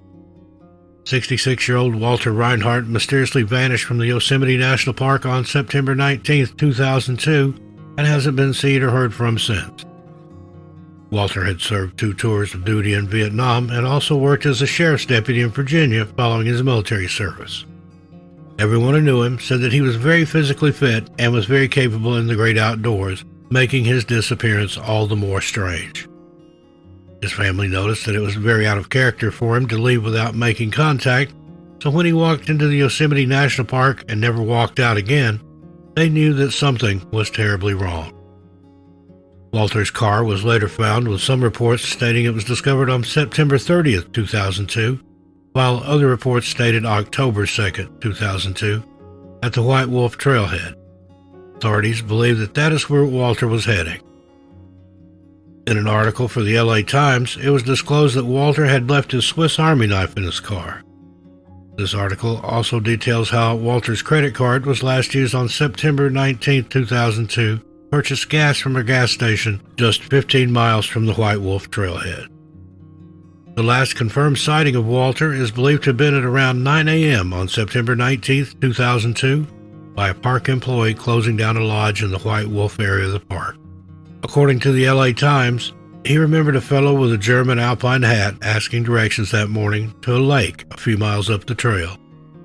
Since then, there's been no sign of Walter Reinhardt, and multiple search efforts have turned up nothing. His family told investigators that Walter was extremely tough and was more than capable of making it in the rough terrain, even if he did like to hike alone. Authorities do not believe that Walter is a victim of foul play and suspect that he either got lost or was injured during his hike. His sons say that he is in very good physical condition and has no medical conditions and doesn't take any medications. Walter is described as a white male with graying brown hair, 5 foot 8 inches tall and 145 pounds. He was possibly last seen wearing a gray felt alpine hat, leather hiking boots, and carrying a large fanny pack. Anyone with any information as to his whereabouts is asked to please contact the National Park Service at 888-653-0009 or the Yosemite National Park Communications Center at 209-379-1992. Number 7. Ruth Ann Rupert. When 49-year-old Ruth Ann Rupert attended the Yosemite Medical Clinic in Curry Village on August 14, 2000, no one had any idea that it would be the last time she would ever be seen alive. According to reports, Ruth Ann had planned to go on a hike with a backpacking group. However, due to her medical incident, she was forced to postpone and seek treatment. After receiving the undisclosed treatment, it appears that Ruth Ann set off on a day hike from Yosemite Falls to the Foresta area of the park. Her NamUs profile states, on August 14, she had stated that she planned to hike in to catch up to a backcountry hiking group, which had left that morning, but would turn around and exit the backcountry if she could not catch up to them by 4 p.m. The medical staff would be the last people to see Ruth Ann alive, and after she failed to make it out of the park rangers and surrounding police forces were made aware of her disappearance. Ruth Ann's disappearance is particularly strange due to the lack of details that are available, and it appears as if she walked into the Yosemite National Park and simply disappeared into thin air. Search and rescue crews have attempted to locate Ruth Ann, but so far the search has been fruitless. The only clue in Ruth Ann's case came in 2008 when her backpack was found in the Fireplace Creek drainage. This creek is along the route that Ruth Ann would have taken to get to Foresta. However, nothing else has ever been found. Ruth Ann Rupert is described as a white female with brown hair and brown eyes, standing 5 foot 5 inches tall and weighing about 140 pounds. Ruth Ann has a prosthetic left eye and was believed to have been hiking from Yosemite Falls to Foresta on August 14, 2000. Anyone with information is asked to please contact the National Park Service at 888-653-0009. Number 6. Thelma Pauline Melton. The disappearance of Thelma Pauline Melton has continued to baffle investigators and online sleuths alike for many years.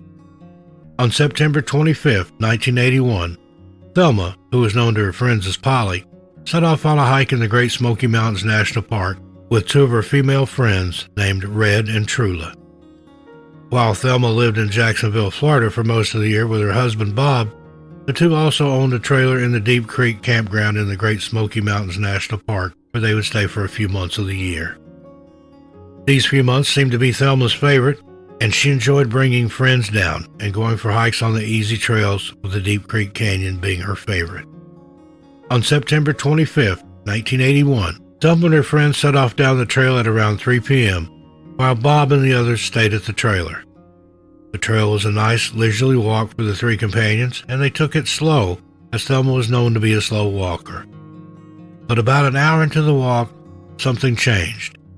Thelma suddenly began to speed up and was quickly out of their sight. The path that Thelma had taken eventually led back to the campsite where her trailer was, so her friends just assumed that they would catch up with her there. However, when the two arrived at the trailer, Thelma was nowhere to be seen. Bob confirmed that Thelma hadn't made it back, and after searching the trailer and the trail that they had just walked, they called the police to report her missing. Thelma suffered from a range of medical conditions, and she did not like to hike alone, so her sudden disappearance worried her friends and husband. Park rangers and the police arrived at the trailer and began the search for Thelma, but as they made their way through the Deep Creek Trail, there was no sign of her. The tread on one of Thelma's shoes was very distinctive, and while park rangers were able to follow her movements for a short while, her tracks quickly became distorted and hidden amongst the foot traffic of other hikers. Bob and Thelma's friends scratched their heads, wondering why Thelma would all of a sudden take off after she had been taking the trail at a leisurely pace. During the investigation, detectives discovered that Thelma had been acting strangely in the days before her sudden disappearance. According to some sources, Thelma had not turned up at the center where she volunteered on September 25, 1981. She was a regular visitor to this center that provided hot meals to the elderly, and those at the center noted that it was very strange for Thelma not to show up. Investigators also discovered another clue when talking to the supervisor at the center where she volunteered. The supervisor revealed that on September 24th, Thelma had made a phone call to an unidentified person and that there were rumors that she might be having an affair. These rumors had never been substantiated, but some people theorized that the phone call placed by Thelma on the day before she disappeared has something to do with her disappearance. Did Thelma contact the man that she'd been having an affair with and come up with an elaborate plan to run away and start a new life? Now, there's been no evidence to back this theory up, but it is a very popular theory in Thelma's case. Wide-scale searches of the area have been conducted over the years, but no sign of Thelma has ever been found, and her case remains cold. Thelma Pauline Melton was last seen on September 25, 1981, on the Deep Creek Trail in the Great Smoky Mountains National Park. She is described as a white female with auburn hair, brown eyes, standing 5'11" and weighing about 170 pounds. Thelma suffers from high blood pressure and nausea and requires medication for these conditions. She is also known to smoke 2 packs of Virginia Slims a day.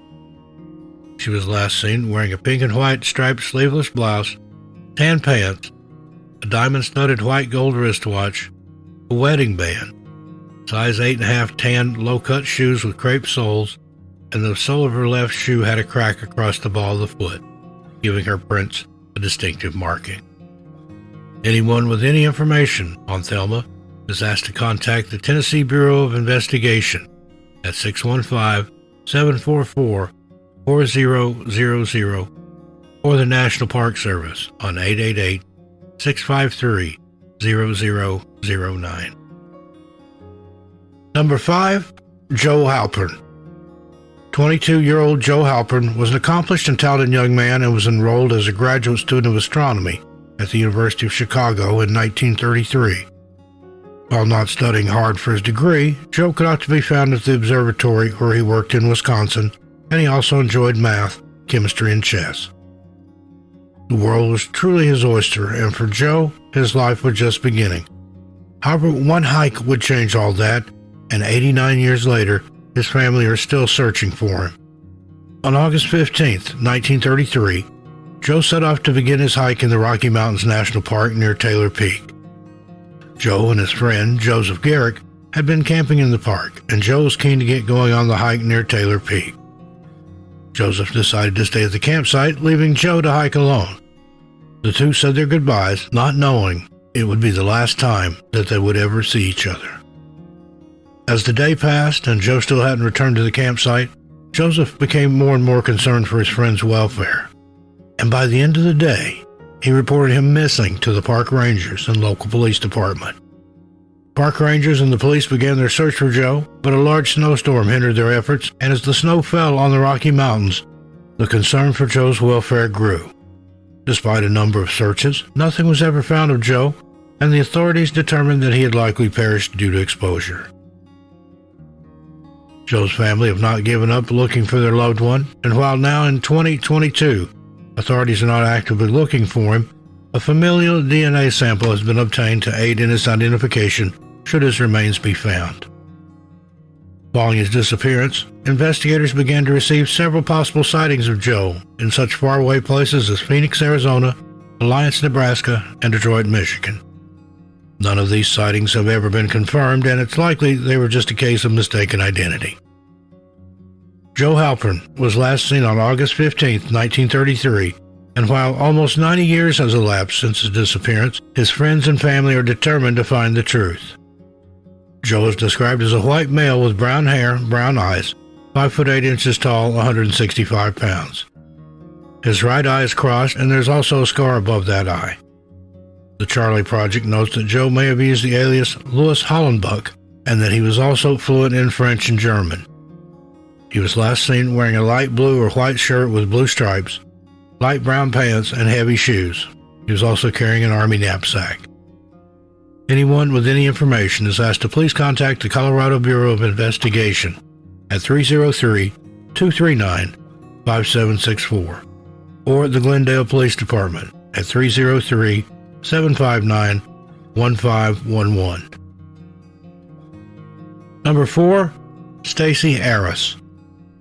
14-year-old Stacy Ann Arras mysteriously vanished from the Yosemite National Park in July 1981 when she was visiting with her father and 6 others. On July 27, 1981, the group comprised of Stacy, her father, and 6 others rode in on horseback to the cabins at the Sunrise High Sierra Camp in the park. The views were spectacular, and everyone took a moment to take in the beauty around them before getting off their horses and heading to the cabins to freshen up. But Stacy didn't want to rest, however. Instead, she wanted to hike down to the lake armed with her camera to take some photos. Stacy asked her father to come with her, but he declined. According to newspaper reports and information released in a FOIA from the National Park Service, a 77-year-old man who was part of the group that Stacy and her father was traveling with offered to accompany her down the short trail. Those at the cabins watched as Stacy and the man walked down the hill and onto the trail toward the lake. Just short of the lake, the man stopped to take a rest, but Stacy carried on, determined to get pictures of the water. That was when Stacy disappeared behind some trees on her way to the lake. She was out of sight of everyone, and when 10 or so minutes had passed and she hadn't returned, they all rushed to look for her. The trail was only 1.5 miles long, and Stacy had been accompanied by an adult, so how could she have disappeared in such a short space of time? The Yosemite Park Rangers were alerted to Stacy's disappearance, and they quickly sprang into action, calling in the help of helicopters and search dogs, along with dozens of concerned volunteers who were at the camp. People searched tirelessly throughout the night and into the next day, with concerned volunteers putting their plans on hold to help Stacy's father look for her. The search and rescue effort was large, but unfortunately, Stacy has never been located. The only clue left behind was her camera lens cap that was found in the trees where she was last seen on the trail. Yosemite Park officials remember Stacy's case, and to those who are involved in the search efforts, they hope that one day her family will have closure. Stacy mysteriously disappeared while hiking to take pictures near the Sunrise High Sierra Camp on July 27, 1981. She is described as a white female with blonde hair, blue eyes, 5 foot 5 inches tall, and 120 pounds. Stacy wore narrow upper and lower dental retainers and also smoked cigarettes. She was last seen wearing an off-white hooded pullover windbreaker with a horizontal zipper front pouch above the breast line, a tight-fitting white jersey blouse with a square necklace edged with a 1/4-inch white lace, and pull-on shorts with vertical sky blue and maroon pinstripes. She was also wearing size 8.5 or size 9 gray hiking boots with rubber Vibram soles, a gold double-wrapped ankle bracelet, and possibly small studded earrings. Anyone with any information is asked to contact the National Park Service at 888-653-0009. Number 3, Samuel Bulkey. 8-year-old Sammy Bulkey and his father, Kenneth, decided to enter the Crater Lake National Park together for a hike. Sammy was autistic and had aversions to bright lights and loud noises, and found that the great outdoors was the perfect place to relax and explore nature in peace. According to reports, Sammy was just like any other boy his age, enjoyed fishing and playing with Yu-Gi-Oh cards. On October 14, 2006, Sammy and Kenneth arrived at a pullout just short of the Cleetwood Cove parking lot in the Crater Lake National Park in Oregon. Kenneth had agreed to play hide-and-seek with Sammy, and this area was the perfect spot. The two ran around, tagging each other and hiding, but then Sammy got distracted by something in the distance on a cinder slope. Sammy had spotted and ran over to what he thought might have been gold, and excitedly ran over and started exploring the area. Meanwhile, Kenneth walked back to the car and instructed Sammy to come back so that the two could go to their cabin for the night as the sun was slowly starting to set. But Sammy refused, and he stood on the cinder slope looking down at his father. Kenneth tried to coax him down, but then quickly realized that Sammy might be wanting him to carry on the game of hide-and-seek from earlier. So, Kenneth rushed up the cinder slope and began running after Sammy. No matter how fast he ran, Sammy remained just ahead of him. And when he reached the top, he found that Sammy had disappeared. He called out for his son, but there was no sign of him. He called out for his son, but there was no answer and no sign of him. Sammy had run over the top and disappeared into the wilderness. Panicked, Kenneth alerted the authorities, and soon a large-scale search and rescue effort was underway. Volunteers, search dogs, helicopters, police, and park rangers all joined in the search for Sammy, but despite over 4,000 acres being combed, no sign of the little boy was ever found. Heat cameras are deployed in helicopters, but still no sign of Sammy. The search for Sammy has continued since 2006, and while his family held a memorial service for him, they're still fighting for answers. Sammy Bulkey was last seen in the Crater Lake National Park on October 14, 2006. He is described as a white male with light brown hair, brown eyes. At the time of his disappearance was 4 foot 8 inches tall and weighed 85 pounds. Sammy had a mole under his right ear and a mole on the left side of his throat.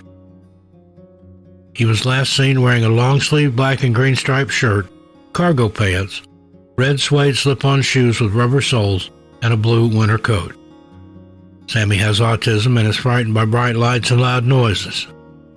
Anyone with any information is asked to contact the Klamath County Sheriff's Office at 541-883-7479 or the National Park Service at 888-653-0009. Number 2, Bruce Pike. 47-year-old Bruce Pike of Wyoming was last seen in the Yellowstone National Park on August 2, 2006. There are very few details about Bruce's disappearance, and all we know is that he was last seen at a campground on Indian Creek in the park and has never been seen or heard from again. His car was later found abandoned in the park, but specific details of where and the condition of the car have never been released. Bruce Pike is described as a white male with brown hair, brown eyes, 5'11" and 185 pounds. There are no details about the clothing he was possibly wearing when he disappeared, and there are incredibly few details about Bruce as a person. The Charlie Project notes that Texas authorities are involved in the investigation, but again, further information in regards to this has not been released. Anyone with information about Bruce Pike's whereabouts is asked to please contact the National Park Service at 888-653-0009 or the Texas Department of Public Safety at 800-346-3234. And number 1, Dikran Nadjian. Armenian Brit Dikran Nadjian was taking a well-earned holiday to the United States in July of 1972. Dikran was a medical student at the esteemed Cambridge University, and after the stress of studying and exams, he needed a holiday to help him blow off some steam. So, he packed his bags and headed for the United States to explore what the U.S. had to offer. He planned to travel to several places in the U.S., including Florida, but Florida would have to wait until he had finished his trip to the infamous Yosemite National Park in California. On July 24, 1972, Dick Wren entered the Yosemite National Park, taking in its beauty and getting ready to brag about the sights to his friend back home in England. Unfortunately, this trip to Yosemite would be his last, and after asking an attendant how to get to Half Dome, Dick Wren has never been seen or heard from again. There are few details in the case, and the authorities presume that he either got lost or became injured during his hike.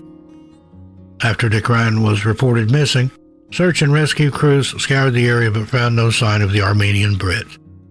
There have been no personal belongings and no clues found to help investigators figure out what happened to Dick Wren, and his case has since gone cold. Dick Wren Najian, also known as Dick to his friends, is described as a white male with brown hair, brown eyes, 5'6" to 5'11", and 150 to 182 pounds. He has a dark mole on the back of his right hand and speaks with a very thick British accent, although the specific accent isn't listed, as the UK has many distinctive accents. He was last seen wearing a red, white, and blue short-sleeved polo shirt with the word VOTE on it, light blue bell-bottoms, desert boots with beige canvas tops, a black belt, an orange Omega Seamaster watch, and large mod-style sunglasses. Dick Wren was also carrying his 35mm Pentax camera with a zoom lens and a strap. Anyone with any information is asked to contact the Yosemite National Park Service at 209-379-1992. Number 10. Alberto Salonis. 85-year-old Alberto Salonis of Weiser, Idaho, packed his fishing gear, 2 fishing rods, and jumped into his 2008 Nissan Frontier pickup truck and headed for Hell's Canyon in Idaho on January 17, 2022. Now, Hell's Canyon spans parts of Idaho, Oregon, and Washington, and is within the bounds of the Wallowa-Whitman National Forest. According to the U.S. Forest Service, this national showcase holds 6,582,488 acres of beauty and adventure. From world-class whitewater rafting, spectacular mountain peaks, and vast reaches of remote wilderness for hiking or horseback riding. Hell's Canyon also holds the title of being North America's deepest river gorge, and it attracts hundreds of visitors each year looking to get that little slice of paradise. Alberto was one of these people, but unfortunately, Alberto never returned. When 6 p.m. rolled around and he still hadn't returned home, his family alerted the authorities, who sprang into action. Given his age, it was clear that something bad had likely happened to him. The search and rescue crews began their search efforts shortly after he was reported missing. The Baker County Sheriff's Office and the Washington County Sheriff's Office, along with other search and rescue personnel, began combing through Hell's Canyon, looking for any sign of Alberto. Searchers found one troubling clue: his fishing rods. According to reports, the immediate vicinity was searched, and investigators found his fishing rods, with one of them still having a line in the water. They also checked nearby hotels and areas where he may have been resting, but found no sign of him. Searches of local towns also showed up no sign of Alberto, and concerns for his well-being grew as the sun set. Their fears were worsened when at 9:07 p.m. that night, they found Alberto's 2008 Nissan Frontier in the parking lot of the Hell's Canyon Visitor Center. This caused the search for Alberto to intensify, and the next morning, investigators found the next piece of the puzzle. On the rocks, about 200 feet from the docks, they found a felt, short-brimmed hat that was later confirmed to be Alberto's. Investigators were now working on the assumption that Alberto fell in the water and drowned. They called in extra assistance to search the waters. Incredibly, IPC, the Idaho Power Company, offered up its services and deployed a vehicle with an underwater camera with sonar equipment to help in the search for Alberto. However, even with this underwater camera and sonar equipment, no sign of Alberto was found, and investigators discovered themselves back at square one. Official reports state that they believe that Alberto fell into the water and drowned. However, his body has never surfaced. The Baker County Sheriff's Office and the Washington County Sheriff's Office are still conducting their investigations into Alberto's disappearance. Alberto is described as a white male 5 foot 8 inches tall, 160 pounds with white hair. His family are desperate for answers, and anyone with any information is asked to please contact the Baker County Sheriff's Office at 541-523-6415 or the Washington County Sheriff's Office at 208-414-2121. Number 9. Ona Hovatter. There are few details surrounding the disappearance of 64-year-old Ona O.J. Hovatter, but it is still important that we get his story out there in the hopes that someone may know something.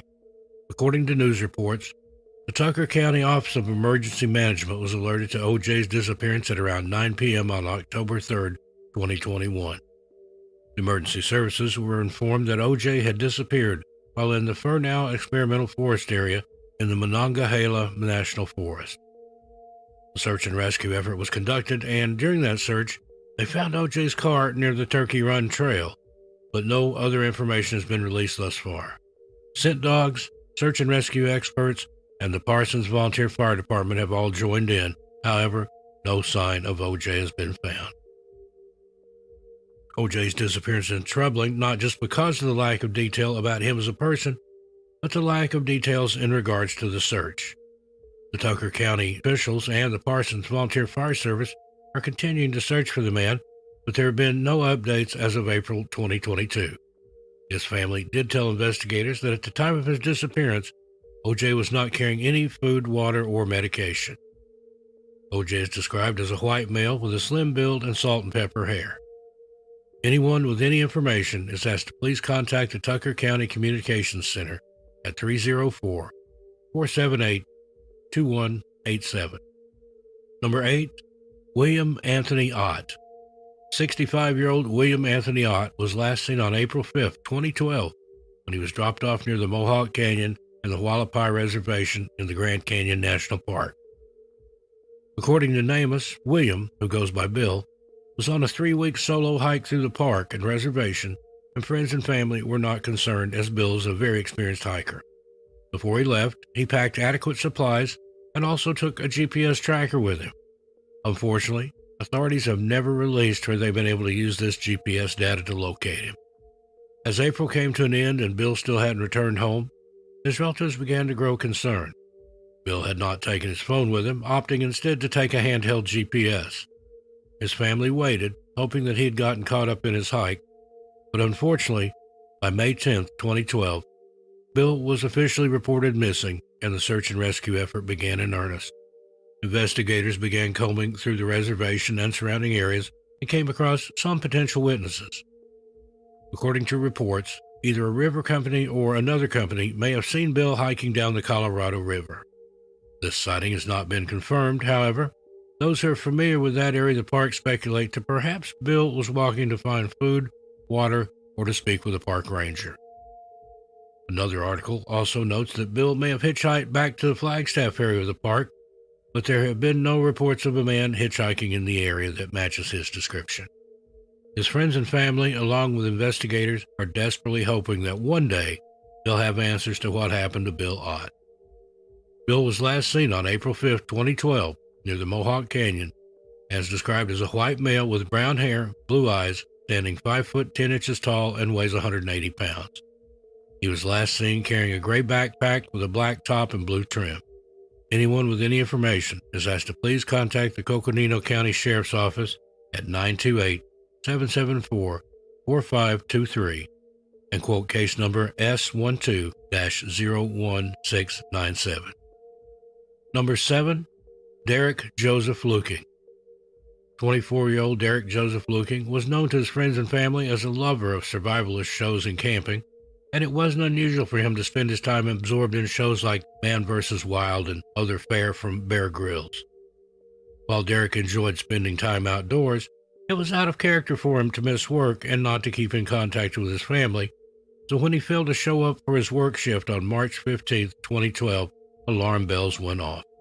Derek's family and his roommate, Ryan Molden, knew that something was horribly wrong, and after receiving the call from his workplace, they began looking for any signs of Derek. Everyone hoped that Derek had gone out on another one of his ventures and that he would be back soon, but days quickly turned into weeks without any word from him. At the time of his disappearance, Derek was living in Louisville, Tennessee, with his roommate, Ryan, and was working at the Peninsula Behavioral Health Center. Derek was originally from Virginia, so his parents made the difficult journey from their home to Tennessee, hoping that by the time they got there, their son would be safe and sound. When they arrived, they were greeted by his roommate, Ryan, and the trio began racking their brains, trying to think of any possible location where Derek could have gone. They also decided to check his computer, and that's when they came across their first clue. Derek had looked up maps of the Great Smoky Mountains National Park and had also made a reservation for a nearby hotel. His parents contacted the authorities to inform them of their son's disappearance and also provided them with the first possible clue. Investigators were able to check CCTV footage from the hotel in question that showed Derek leaving the Microtel Inn and Suites at 4 a.m. on March 17th wearing just a backpack. This footage alarmed investigators and his family, and after conducting a further search of the hotel and surrounding areas, their worst fears were realized. The investigators quickly found the room that Derek had been in for the past few days and found that inside his hotel room was a Bible and a bottle of alcohol. Derek's family and friends had noted that in the months before his disappearance, his behavior had changed significantly, and he had started drinking and smoking, something that would not have been allowed at his religious college. His father speculates that this may just have been his transition into adulthood, or may have signified something darker going on inside of Derek's head. After finding the hotel room where Derek had been staying, investigators also discovered that Derek had purchased almost $1,000 worth of camping equipment from a Bass Pro Shop, Smoky Mountain Knife Works, and a Coleman store. However, what puzzled investigators was that none of his equipment was found in his hotel room, and on the day that he had been seen, he was carrying nothing more than a small backpack. So, where was this new equipment? Well, that question would be answered quickly enough when the discovery of Derek's car in the newfound gap area of the Great Smoky Mountains National Park, which is located to the Tennessee-North Carolina state line. According to the Charlie Project, Derek had purchased the following: maps of the Great Smoky Mountains National Park, a sleeping bag, a tent, a Gerber axe, part of a military survival manual, a knife sharpener, Coleman combination compass and thermometer, 100 feet of black parachute cord, a headlamp, a pocket knife, granola bars, an iPod Touch, and a Bear Grylls survival tool, including a small flashlight, fire starter, and multi-tool. All of these items had been left behind in Derek's car, though, which suggested that while he'd been gearing up for a big trip, March 17th was more than likely supposed to be a short day hike. What also troubled investigators and Derek's family was a note on the front of the car that read something along the lines of, "Don't look for me or follow me." With concerns for his welfare, investigators escalated their investigation, and search and rescuers began swarming into the Great Smoky Mountains National Park to look for any sign of Derek. Despite search dogs and teams of people on the ground, no sign of Derek was ever found. Many of the search crews found the trails they had followed coming to dead ends or blockages, and theorized that perhaps Derek had taken a more isolated route. Day in and day out, searchers turned up to try and find Derek, but when over a week had passed and no sign of him had been turned up, the search was unfortunately called off. Derek's family have stated that they have never given up hope and are still doing all they can to help bring him home. There are countless theories out there surrounding what could have happened to Derek. Perhaps he took his own life, or perhaps he'd gone out into the park hoping to replicate one of the many survivalist TV shows he'd seen. While he loved camping, his family said that Derek wasn't very well versed in the outdoors or hiking, and find it unlikely that he would have taken such a great risk, especially in a park as big as the Great Smoky Mountains National Park. Derek Joseph Luking was last seen leaving the Microtel Inn and Suites at around 4 a.m. on March 17, 2012. He is described as a white male with brown hair, hazel eyes, stands approximately 5'11" tall, and weighed between 215 and 225 pounds. He was last seen wearing a gray hooded sweatshirt, dark-colored track pants with a white stripe down each leg, dark-colored tennis shoes, and possibly a waterproof watch. He was also possibly carrying a camouflage print Realtree rain gear pack and a black or dark blue book bag type bag. Derek has stretch marks on his lower back and has a tattoo of Japanese characters on his upper left chest. Anyone with any information is asked to please contact U.S. Park Ranger Joshua Frazier of the National Park Service at 828-497-1940 and refer to case number 12-1076. Number 6. Samuel Segal. Ashley Segal's phone buzzed on January 15, 2022. As she looked down, she was pleased to see that the text was from her brother, 29-year-old Samuel. The two exchanged a few texts, with Samuel finishing up the conversation by saying, "Nope, but I can give you a call later today." But sadly, that call never came, and this was the last text message that Samuel ever sent. After this message, he was not seen or heard from since. And as the months pass by, his friends and family are growing desperate for answers. Samuel was a keen outdoorsman and loved to explore around his home in Springwood, Sydney, Australia. When he wasn't working, Samuel often walked through the numerous national parks that Australia has to offer with his 3-year-old daughter, and he also had a passion for rock climbing. His friends and family described him as one of a kind, with a big heart and a cheery outlook on life. So when he told them of his plans to hike in the Glenbrook National Park, his family thought he was off out on another one of his adventures.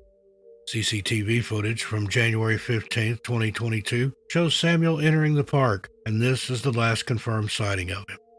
Samuel was in the Blue Mountains area, but his exact route and plans have not been disclosed.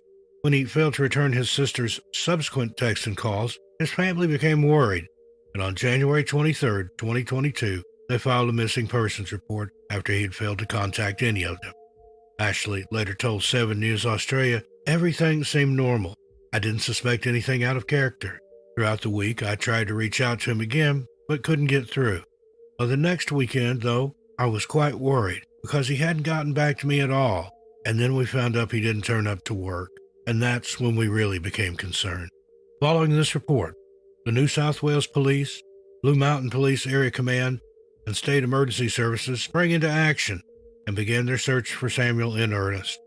As their search commenced, investigators found Samuel's 2021 Toyota Hilux in the Jelly Bean Pool parking lot, but no sign of Samuel.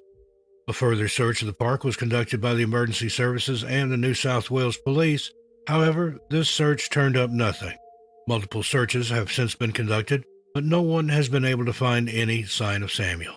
Detective Chief Inspector Scott McAlpin with the New South Wales Police told the Daily Mail that they never give up searching for a missing person and that the investigation into Samuel's disappearance will continue until he is found, one way or the other.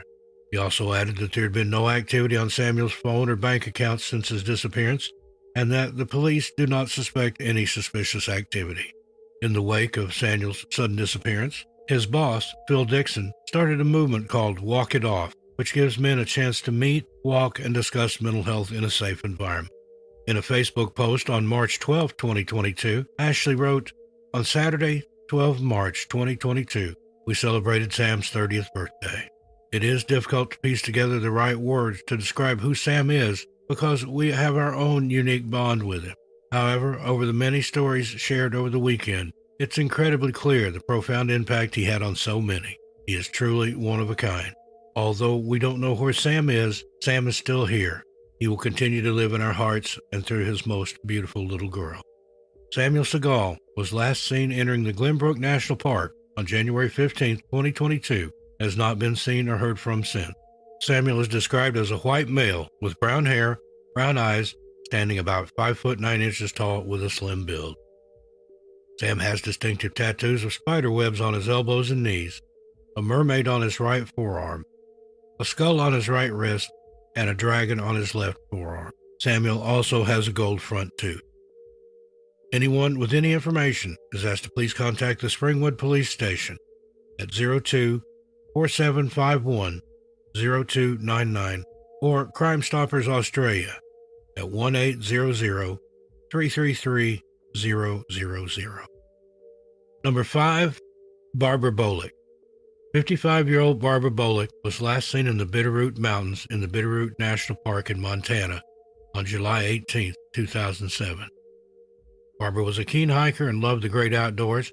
However, her husband had recently suffered a heart attack and wasn't able to hike. That did little to dissuade Barbara, though, and instead she went with her husband's cousin and the husband's cousin's friend, Jim Ramaker. According to sources, the two men had traveled from California to visit Barbara and her husband and also wanted to take in the sights that Montana had to offer. This included a hike to the Bear Creek Overlook, and the two had been looking forward to this hike as part of their trip. As the morning of July 18, 2007 rolled around, Barbara prepared herself for the hike and waited for the two men to get up and get ready. That morning, her husband's cousin was too hungover to hike, so Barbara and Jim hopped into her car and set off on the hike with just the two of them. As previously mentioned, Barbara was a keen hiker and outdoors person, so she was well equipped for the hike. Along with the necessary supplies, Barbara also packed her .357 Magnum pistol just in case she encountered any unfriendly animals along the way. At around 9 a.m., the two set off, headed for the Bitterroot National Park. As Barbara bid farewell to her husband, neither of them knew that it would be the last time they would ever see each other. According to Jim, the friend, the two entered the park and headed for the Bear Creek Overlook, and at some time between 11:30 a.m. and 1 p.m., the two reached their destination, and Jim stopped for a moment to take in the scenery. Barbara was only an estimated 20 or 30 feet away from him, but as he turned back around to finish the hike, she was gone. Jim looked everywhere for Barbara, but after failing to find her, he returned home and informed her husband of her disappearance. The Ravalli County Sheriff's Office was made aware of her disappearance, and along with search and rescue teams, began their search for Barbara.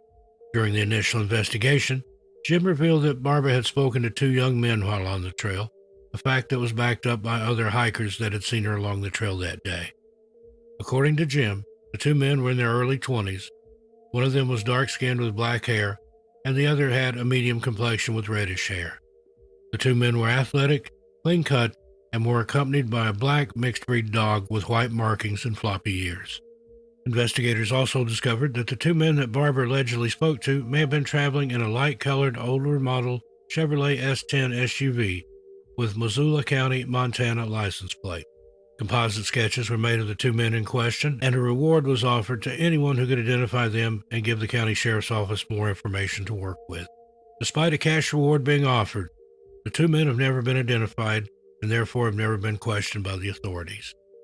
Witnesses could not recall seeing Barbara speaking to the two young men, but they have confirmed that they were on the trail. From the get-go, Jim was not named as a suspect or person of interest, and the county sheriff's office does not think that Jim was involved, although others disagree. The two men are also not considered to be suspects and are merely persons of interest who may be able to offer investigators further insight into Barbara's disappearance. According to reports, Barbara's bank account and phone have been inactive since she disappeared, ruling out the theory that she disappeared of her own volition. She also left behind many of her personal belongings, such as her ID and passport, which would have made it hard for her to start fresh. Barbara's husband also told the media and investigators that Barbara was afraid of heights, so it's unlikely that she wandered too close to the edge and tumbled off. Extensive searches have been carried out in the area, but so far, investigators have found no sign of Barbara. Barbara Bullock was last seen on July 18, 2007, at the Bear Creek Overlook in the Bitterroot National Park in Montana. She is described as a white female with red hair, brown eyes, standing an even 5 feet tall, and weighs 115 pounds. Barbara's ears are pierced, and she also wears glasses. She was last seen wearing a pastel-colored t-shirt and tan shorts. Anyone with information is asked to please contact Detective Dave Potter of the Ravalli County Sheriff's Office at 406-375-4061 and reference case number 08033129. Number 4, Jonathan O.J. Jonathan O.J. was known to his work colleagues at the L.A. County Sheriff's Office as a hardworking and dedicated employee. Jonathan had worked with the Sheriff's Office for the last 15 years, some sources say 18, and would often work the night shift without complaining about the unsociable hours. Jonathan was made of tough stuff and had served in the U.S. Army Special Forces unit as a paratrooper before joining the Sheriff's Office. Nobody in the Sheriff's Department nor in the K-9 unit where Jonathan worked doubted that he could handle the job and was able to handle whatever was thrown at him. These details make Jonathan's disappearance all the more mysterious and troubling, and June 11, 2022 will mark the 24th anniversary of this tragic event. On June 11, 1998, Jonathan headed down to the Devil's Punch Bowl area of the Angeles National Forest for a run as he was gearing up to run the Western States 100-mile endurance run. For someone like Jonathan, with extensive military and police background, The run was sure to be somewhat of a walk in the park, no pun intended. However, Jonathan took great pride in his physical fitness and wanted to make sure that he was at least 110% prepared for whatever the endurance race coming up might throw at him. That morning, he kissed his wife, Deborah, goodbye, promising her that he would be home by the time it turned dark. But unfortunately, Jonathan was unable to keep his word. As the sun fell, his wife knew that there was something terribly wrong, and Jonathan was officially reported missing to the Palmdale Sheriff's Station. The sheriff sprang into action and began searching the Devil's Punch Bowl for any sign of Jonathan. During this initial investigation, they spoke to witnesses who remembered seeing Jonathan earlier that day. The first witness was a teacher out on a trip with a group of school children. According to the teacher, Jonathan told them that he was headed for the summit of the 9,400-foot tall Mount Baden-Powell, much to the amazement of the kids. Mount Baden-Powell is around 20 miles away from Devil's Punch Bowl, and the route would have been the perfect place for him to prepare for the endurance run. 4 witnesses were spoken to, and they also remembered seeing a man fitting Jonathan's description running and jogging through the park toward the mountain. The last confirmed sighting of Jonathan was made at 6 p.m., when he was seen heading toward the parking lot, presumably to head home, as he had promised his wife, Deborah. That wasn't the only thing that witnesses recalled, though. Shortly after Jonathan was seen heading toward the parking lot, a single shot rang out, echoing through the thick trees of the park. Now, it's unknown whether this shot is connected with Jonathan's disappearance in any way. However, the possibility does exist. While investigators were talking to witnesses, other investigators were busy looking for Jonathan, and while they didn't find him, they did find his truck in the parking lot. It's unknown whether any forensic evidence has ever been recovered from this truck. As the night led into the morning, search and rescue crews started up the search again, and in total, people on the ground, helicopters, dog units, ATVs, thermal and infrared imaging cameras, and colleagues from the sheriff's office where he worked joined in to help find him.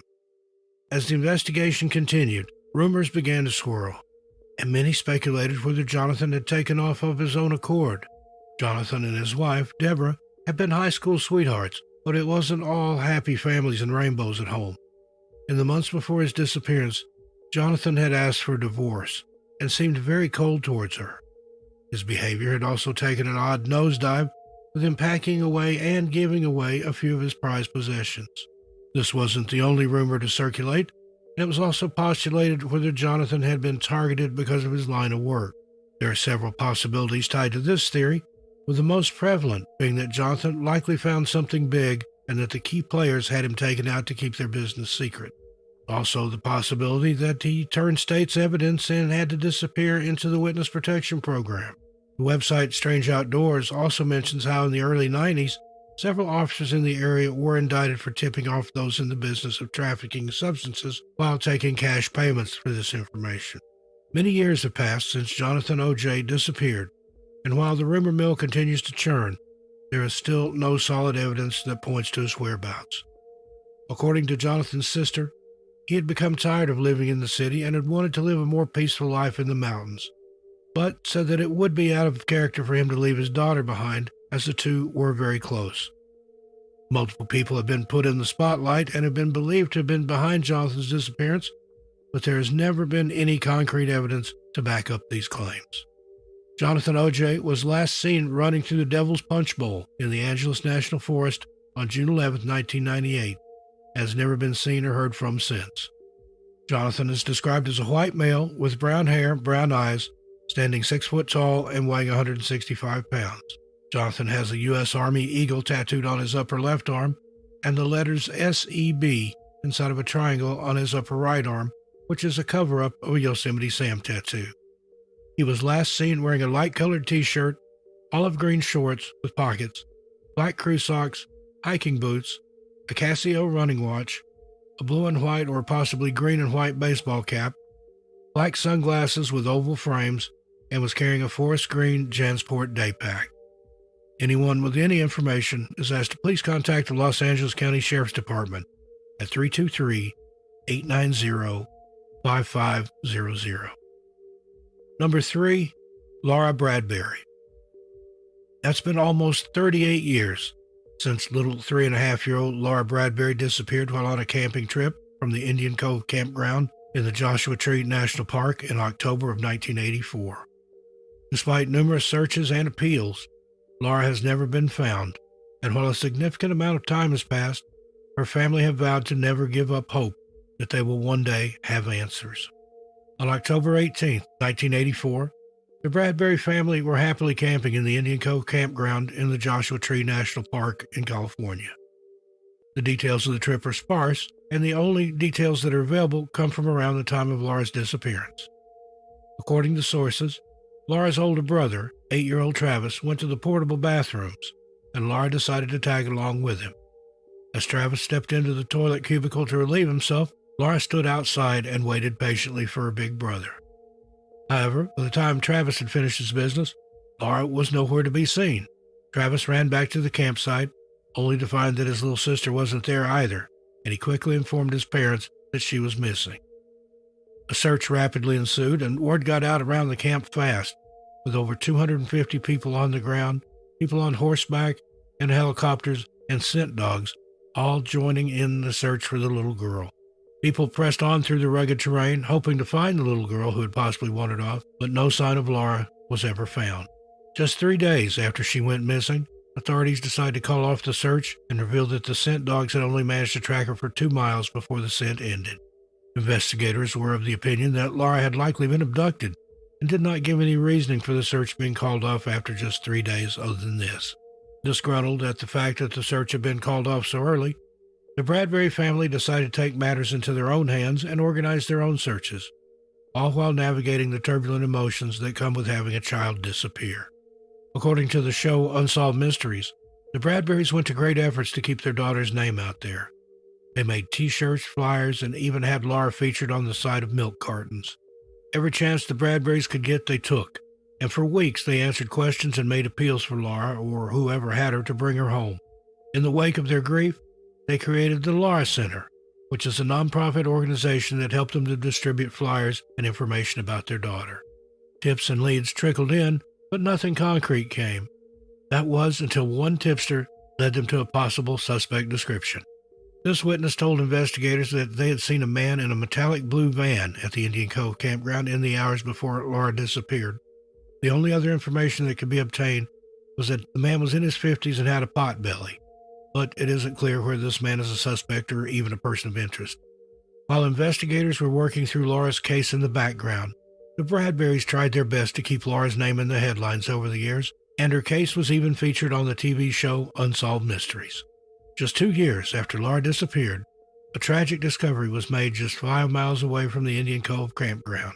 A skull and other partial human remains were found, and while DNA testing was undertaken in 1990, it wouldn't be until 2010 that the Bradbury family would know with certainty that they belonged to Laura. The coroner's office could not determine a cause of death, and her father had to step through several legal loopholes, including having DNA tests reperformed in order to claim the remains to give them a proper burial. Unfortunately, there have been no updates in Laura's case, and the police have no suspects and very few leads. The San Bernardino Sheriff's Office and Laura Bradley's family are desperately seeking any new leads and tips, and hopefully 2022 is the year that Laura's case will be solved. If you have any information, no matter how small or insignificant it may seem, please contact the San Bernardino Sheriff's Office at 909-888-5916. Someone out there knows what happened. Number 2, Mary Sloan. 53-year-old Mary Sloan and a group that she was hiking with had gone up onto Mount Graham in Tucson, Arizona in September 2015, and everyone was looking forward to what the trip had in store for them. Unfortunately, none of them could have anticipated that their trip would turn into a nightmare and a search and rescue mission, and to this day, authorities are still baffled by Mary's sudden disappearance. According to those who were with Mary on the trip, they had set up a camp a quarter mile from Grandview Peak Road on September 3, 2015. At around 8:30 p.m., everyone headed to bed to make sure they were refreshed and ready for the early morning start. As morning broke and everyone got out of their tents, they realized that one person was missing, Mary. After searching her tent and the surrounding areas, they realized that she was nowhere to be found and called in the help of investigators and search and rescue teams. Investigators arrived at the scene on September 4, 2015, and when they looked inside Mary's tent, they found that her purse, bag, and phone were all still inside, and that it did not appear as though she had slept in her tent the previous night, which only added to the mystery. Ground crews and scent dogs were called in, and the search ensued for Mary. The Graham County Search and Rescue Team also became involved in the search for Mary, employing search members who could rappel down the sides of the cliffs and other treacherous terrain. Jerry Nelson, who was the Graham County Search and Rescue Coordinator at the time, said they went down 600 feet in 2 different areas and nothing. The cliff area is about 9,400 feet and drops down through some catch areas to the base of the mountain at about 3,000 feet. To get to the bottom of that cliff, you would have to probably start 6 or 7 miles south of Pima, and it's rough, rugged terrain. It would take a couple of days hiking there to get to the bottom of that canyon. There's no way we can rappel 6,000 or 7,000 feet. We just don't know where to go. You can't search that whole mountain. Mary's family were understandably distraught to hear of her disappearance and revealed to the media that she had been dealing with the passing of her husband. Search efforts were eventually called off, and investigators are still left baffled by Mary's sudden disappearance. One theory states that perhaps Mary left her tent to use the bathroom and encountered trouble while out there. Another is that she was possibly abducted, although in such a quiet area, it's likely the other campers would have heard or seen something. There are very few leads in Mary's case, and her family have said that they have not given up hope in trying to find out what happened to her. Mary is described as a white female, approximately 5 foot 2 inches tall, 110 pounds, with brownish blonde hair. Mary was last seen wearing a green shirt and blue jeans, hiking boots, a small bracelet, and a gold necklace. Anyone with any information as to Mary or her whereabouts is asked to contact the Graham County Sheriff's Office at 928-428-3141 or on 928-428-0808 and reference case number GCSO 15-013006. And number 1, Stephen Paul Thomas. In April 1976, 19-year-old Stephen Paul Thomas and his friends, T. Mark Seymour, James Thackerberry, Ken Sherwood, Robert Bromley, and Bruce Weaver, decided to take a hike up Mount Marcy together. While 6 of them set off, only 5 of them would return, and to this day, the disappearance of Stephen Paul Thomas has never been solved.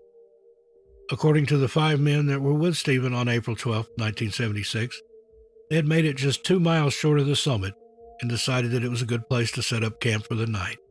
The group had been hiking for quite a while, and with snow on the ground and freezing temperatures accompanied by a bitter wind, they were all very much ready for a rest. Well, that was apart from one person, Stephen. While the others set up camp, Stephen asked if anyone wanted to come with him on a walk, to which the 5 men declined. It had already been a difficult day walking through the wind and snow, and the last thing any of them wanted to do was stay out in the cold and physically exert themselves even more. Stephen wasn't fazed by going for a walk alone. He drank some tea, put away his cup, and happily set off down the trail, telling his friends he would be back shortly. According to these friends, they just assumed that he wanted to get a head start on what the journey tomorrow would entail, and had no idea that hours later they would be starting a search party for him. As the sun began to set and darkness fell, the 5 men became concerned that Stephen still hadn't returned from his walk. He had left with nothing but his pocket knife and was not suitably dressed, nor had the equipment to be gone for the night in such conditions. Their concern grew as the wind speeds picked up even more and the temperatures plummeted. The group had initially set out looking for Stephen, but the harsh winds had forced them back to safety in the warmth of their tents. As the night progressed, they decided to get some rest and to wait for the Arctic winds to blow over and that they would continue looking for him in the next morning, hoping that he had managed to shelter somewhere for the night. When morning came, no sign of Stephen. They once again set off down the trail looking for him, but there was just no sign. When later interviewed by investigators, the group told them that they spent the initial hours following Stephen's disappearance looking for him themselves, as they believed that their time would be best used that way. It would take them hours of hiking to find the nearest ranger and decide that those hours would be best spent trying to find their freezing friend. However, after failing to uncover any sign of him, they hiked to find the nearest park ranger and alerted him of the situation. A few minimal searches by land and helicopter were performed, and after Stephen's family put pressure on agencies, additional searches were also undertaken, but no sign of Stephen has ever been found. Human remains were discovered in July of 1976. However, these were later determined to belong to another missing hiker. Stephen's family have never given up, and despite agencies dragging their heels in the search for their brother, his siblings, Marilyn Ireland and Bob Thomas, have traversed Mount Marcy countless times over the years looking for any clue or sign of their brother. There are a few theories in Stephen's case, and one that is often mentioned in online articles is the fact that Stephen possibly planned his own disappearance. According to some sources, a cassette tape was found in Stephen's car after his disappearance, and his brother Bob said that the cassette tape contained a bizarre song with the words, "All you hear is the blowing, the lonely wind." Is this enough evidence for one to assume that Stephen either took his own life or maybe ran away to start a new one? The other theory is that Stephen succumbed to the elements after being caught out in the bitterly cold weather. As previously mentioned, he had left the camp without adequate clothing or supplies, and it's very likely this is what happened to him. Stephen was last seen on April 12, 1976, as described as a white male with brown hair, brown eyes, standing 6 foot tall and weighing 190 pounds. He was last seen wearing faded blue jeans, a brown leather belt, yellow rubber gloves, a t-shirt, white undergarments, a blue parka, a yellow raincoat, and boots. Anyone with any information regarding Stephen or his whereabouts is asked to contact the New York State Police at 518-897-2000. Well, there you have it, folks. What do you think of these strange disappearances? I look forward to your comments, but please be friendly and respectful. In the meanwhile, be good to yourselves and each other. Stay safe out there, especially if you're going hiking. As for me, I'll see you a little farther on down the trail. I'm Steve Stockton, and I'll talk to you next time.